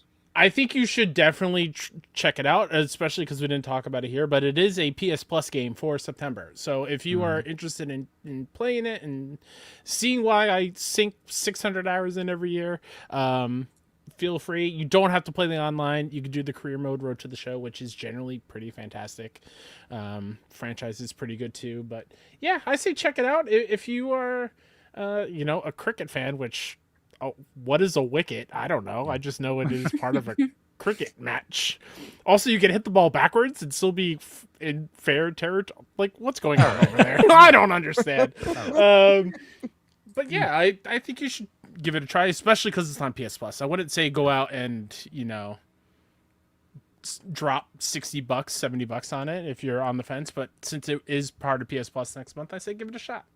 Yeah, and Kyle, I feel like you're underselling this. Whenever it was just me, you, and Chris in here, I feel like y'all were hitting me with that kind of Wolf on Wall Street, the one of us. Y'all were really trying to get me in there. They were like, you can do it. You can play it. It's on PS Plus. Come on. But isn't the cricket tournament sound way more badass? Remember there was a year where the cricket game came out and it was the Tournament of Fire and Flames or something like that. Oh, yes, what a I name. think so. Yeah, let me look that up. Because FX, what were you gonna say? I'm sorry, I cut you off. Man. No, I just, in terms of the question, I think if the difficulty in the game is very modular, right? So you can play it to the point where if you can hit X at the right time, you're gonna hit a home run. And then you can play it to the point where it's if you can make contact here, you might be okay in the majors. You know what I mean? Yeah. So there's all these ways that you can play it, right? If you buy it, hop into online and then play against me and Kyle and we score 10 runs on you in an inning, yeah, you're not gonna have fun. Yeah. But if you go to Road to the Show and you build your character for 40 years and he retires as a Hall of Famer, or you can play as a woman in MLB this year. That's the way I would recommend to play it. Don't go into the online until you know what you're doing. Otherwise, you're not going to want to play it because you're going to play me, who's not very good, and I'm going to drop 10 on you, and you're going to be pissed. And I generally play the Negro League stuff in MLB The Show. It is such a wonderful selection of history of some of the best baseball players that are often overlooked. Yeah, and because of the put on the what is it, the modular difficulty where it'll start you at baby, and then the better you get, it'll bring you all the way up to GOAT. I don't even want to play on GOAT, so you can get there. So I would say if you have fun, the game will teach you to get better. So. Also, Joe, to answer your question, a historic test series in cricket between England and Australia are called the Ashes. Metal. That's pretty cool. That's pretty cool. World Series. We have the Ashes. Yeah. Okay. And then our final question for the Sony Pony Express. Yeehaw. Yeah. Stefano writes in, hey all, earlier this year I put 100 hours into The Witcher 3 and its DLCs and had a great time. Of course, I had no idea they were about to drop a freaking remaster in September. So, as I prepare to drop another 100 hours in this wonderful game in a month, are any of you going to jump in as well? Or is the September gauntlet simply too packed to fit this one in? I'd love to hear your thoughts. So, for me personally, because how packed it is, I might make this my winter break game. Smart decision. I think Smart that's what I'll decision. do. Figs, I remember we were once bonding over The Witcher 3, and you're like, I Mm. might turn on the PS4 version just to get Yeah. the trophies again. Yeah. Are you jumping into this, or is this also your winter game? All I can say is my body chose the greatest time in the world for me to have to take a sabbatical from work. I got God bless. ZCOM, Metal Gear Solid, and Witcher 3. I'm like, I'm good. I'm chilling. Yeah. And Dawnwalker. I'm like, I don't need to I was go about to to work. say, that was my question to you, Chris, is which one takes precedence? The Witcher 3, a known incredible quantity, or are you going to try and squeeze in Dawnwalker before you worry too much about Witcher? Listen, man, circumstances have dictated. I'm pretty sure I can get through Dawnwalker in 26 days. Fair enough. That's fair enough. Fair point. Yeah, because Witcher is September 29th? Is that right? Yeah. I Yes. can't. So, like, I can't work for, like, I need surgery in another couple weeks, and then that's 6 to 8 more weeks, and then I gotta, find a job. So I'll have the time, brother. I'll have the time. God, I'm so jealous. Anyway, is that how sad I am? I'm like, he's gonna have a month. Sure, you're Like, gonna be sore. as somebody who has played the game umpteenth times, Yeah. are you hopping in day one? Is it going to be a winter game? Like, how are you prioritizing Witcher 3 Remaster? Yeah, so I had started a replay a couple months ago, and then a little birdie chirped in my ear and said, maybe just pause for a little bit. So I paused for a little bit. And I think I am gonna jump into it right when it releases, but I'm not gonna like go hard on it. I'm gonna play it slowly, like kind of how I was originally doing it when I first started to replay it because I wanted to get the platinum. I'm gonna play it slowly because the other thing is too, like I want to make sure now this is on the business side of things and it's gonna sound bad, but like I also want to make sure that I'm staying on CDPR's radar. I don't want to play it like too fast right out the gate, and then when we get closer to The Witcher 4, the DLC, not have anything to stay on CDPR's radar with. You know what I mean? So Yeah. I think I'm gonna play it right when it launches, but I'm not gonna like go hard making content on it right away. I'm gonna, play for an hour or two and release a video maybe every other week or every once a week or so. And that's gonna take me a year to get through it that way, Yeah. No, I'm Um, so glad you had that little inkling to you because my horror story of a similar situation, this is quite old at this point. I remember when I thought we're never going to get Kingdom Hearts remasters. This is back on PS3. And so Yeah. I pulled my PS2 out and replayed Kingdom Hearts 1. And I basically did all the things that you need to do to get the platinum. And then like 3 months after I was done, they were like, guess what, guys? We're putting it on PS3. And then I looked at the trophy list and I said, no, I would have had the platinum. And I can't bring myself to do it again because as much as I love the game, it is an asshole of a platinum. 100%. Yeah, I would love to jump in. I'm gonna have to see because for me, though I'm itching to play it again, I'm kind of with you, Light. I want to maybe save this as my winter game. Save this as for me, it's like maybe I save this for Witcher when the expansion comes out, and that we can make like a video review of the game as is, something like that. Because I feel like there are certain games that are evergreen. Witcher is definitely one of those games that are evergreen. So, Dude, Jeannie said she got all the PS4 Kingdom Hearts plats in the chat. goated. I want to. I will get there. I got the Kingdom Hearts 3 plat at least. So I'll say Control Resident takes priority because it's the new game and because it's Remedy, and I love them very much. That said, gang, I want to thank our amazing guests, Brett, Biggs. Thank you both so much for joining us this week. Yes, sir. Thank you for having us. When do you guys Great shout time. out what you guys do, where people can find you, all that good stuff? All right, Chris, you want to take this one, or you want me to You're the jump on? rigmarole guy, brother. This is true. Yeah, we are Triangle Square. Like I said, a PlayStation podcast, much in the same vein as you guys. We have moved to every 2 weeks, and our episode should have been this week, but Chris was inundated with health issues. So we decided to pull off. So first of all, Joe, thanks for inviting us over. It was kind of a way for us to get an episode in for our audience. When we weren't sure exactly when we would get there, the cards all lined out just as they needed to. So we appreciate it. Was fun being a guest too. You know, getting to sit here and not be the host is a very different experience. Let me tell you, trying to juggle 5 people is fucking crazy. Definitely is. But you've handled it with job. grace and one of those dark purple fruits, a plum, I think is what they call them. Yes. Anyway, I would say tomatoes, but you know, true. Yeah, you kind of just went straight to the tomato. It's okay.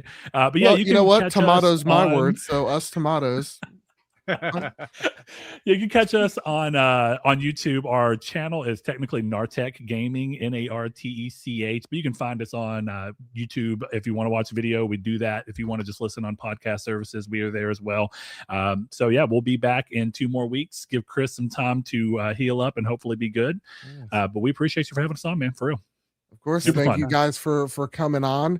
As always, links down below to all the good stuff that they make. I want to thank our patrons. The reason why we look so good, sound so great is because of your generosity over at patreon.com/PS Trophy Room. I want to thank Mr. Caruso at the gold tier, Brian Somni at the gold tier, Foolish Fuji at the bronze tier, Brett Chartman at the bronze tier, Big G at the bronze tier, Corey Greer at the silver tier, Skylar at the bronze tier, Speedy B at the gold tier. I want to thank our premium producers, Todd Burwitz, Caleb Cook, and Toxic, and Tommy and K-Rock's kiddo Cullen, absolutely crushing it. Platinum producers, JC, K-Rock, The Shady Mailman, Tommy, Slapfunk66, and ManX Visia. I want to thank our gold members, JB, the Purple Monkey, Katie, Kevin Mitchell, the Red Arrow, Drug Prowling Wolf, Lord Hatchie, Solo, staying carbonite free since 1983. I want to thank our silver members, Rick Arrington, the Good Sir, Kevin Diaz, Astronaut Jr., The Jester, Sean McKenzie, Suddy, Steph Mildener, Jace Karate, Battered Haddock, The Social Savant, and Lord Dialot. Thank you all so much for supporting us the ways you do. And I want to thank our YouTube members, Jonathan Kelly, Nisa Howard, The Kush Completionist, Mr. Light, Freight Conductor, Shrubbles and Bits, Tommy, Jeannie Love, Stefano B, NES Encyclopedia, Connor Wing, and Reese. And also, there's so many more you guys on the YouTube member side. I really need to update this. So thank you guys so much for supporting us the ways you do. And listen, if you got no bucks your way, no worries. There's free ways of how to support us. Just watching the show, listening to it is amazing enough. If you want to, you can head on over to Apple Podcasts and on Spotify, rate the show 5 stars there. Or you come over here on YouTube, you hit like, share, subscribe, all that good stuff. With all that said, with all that out of the way, everybody keep your wits about you, keep hunting, and keep playing PlayStation. Bye-bye. Bye, love you. Bye.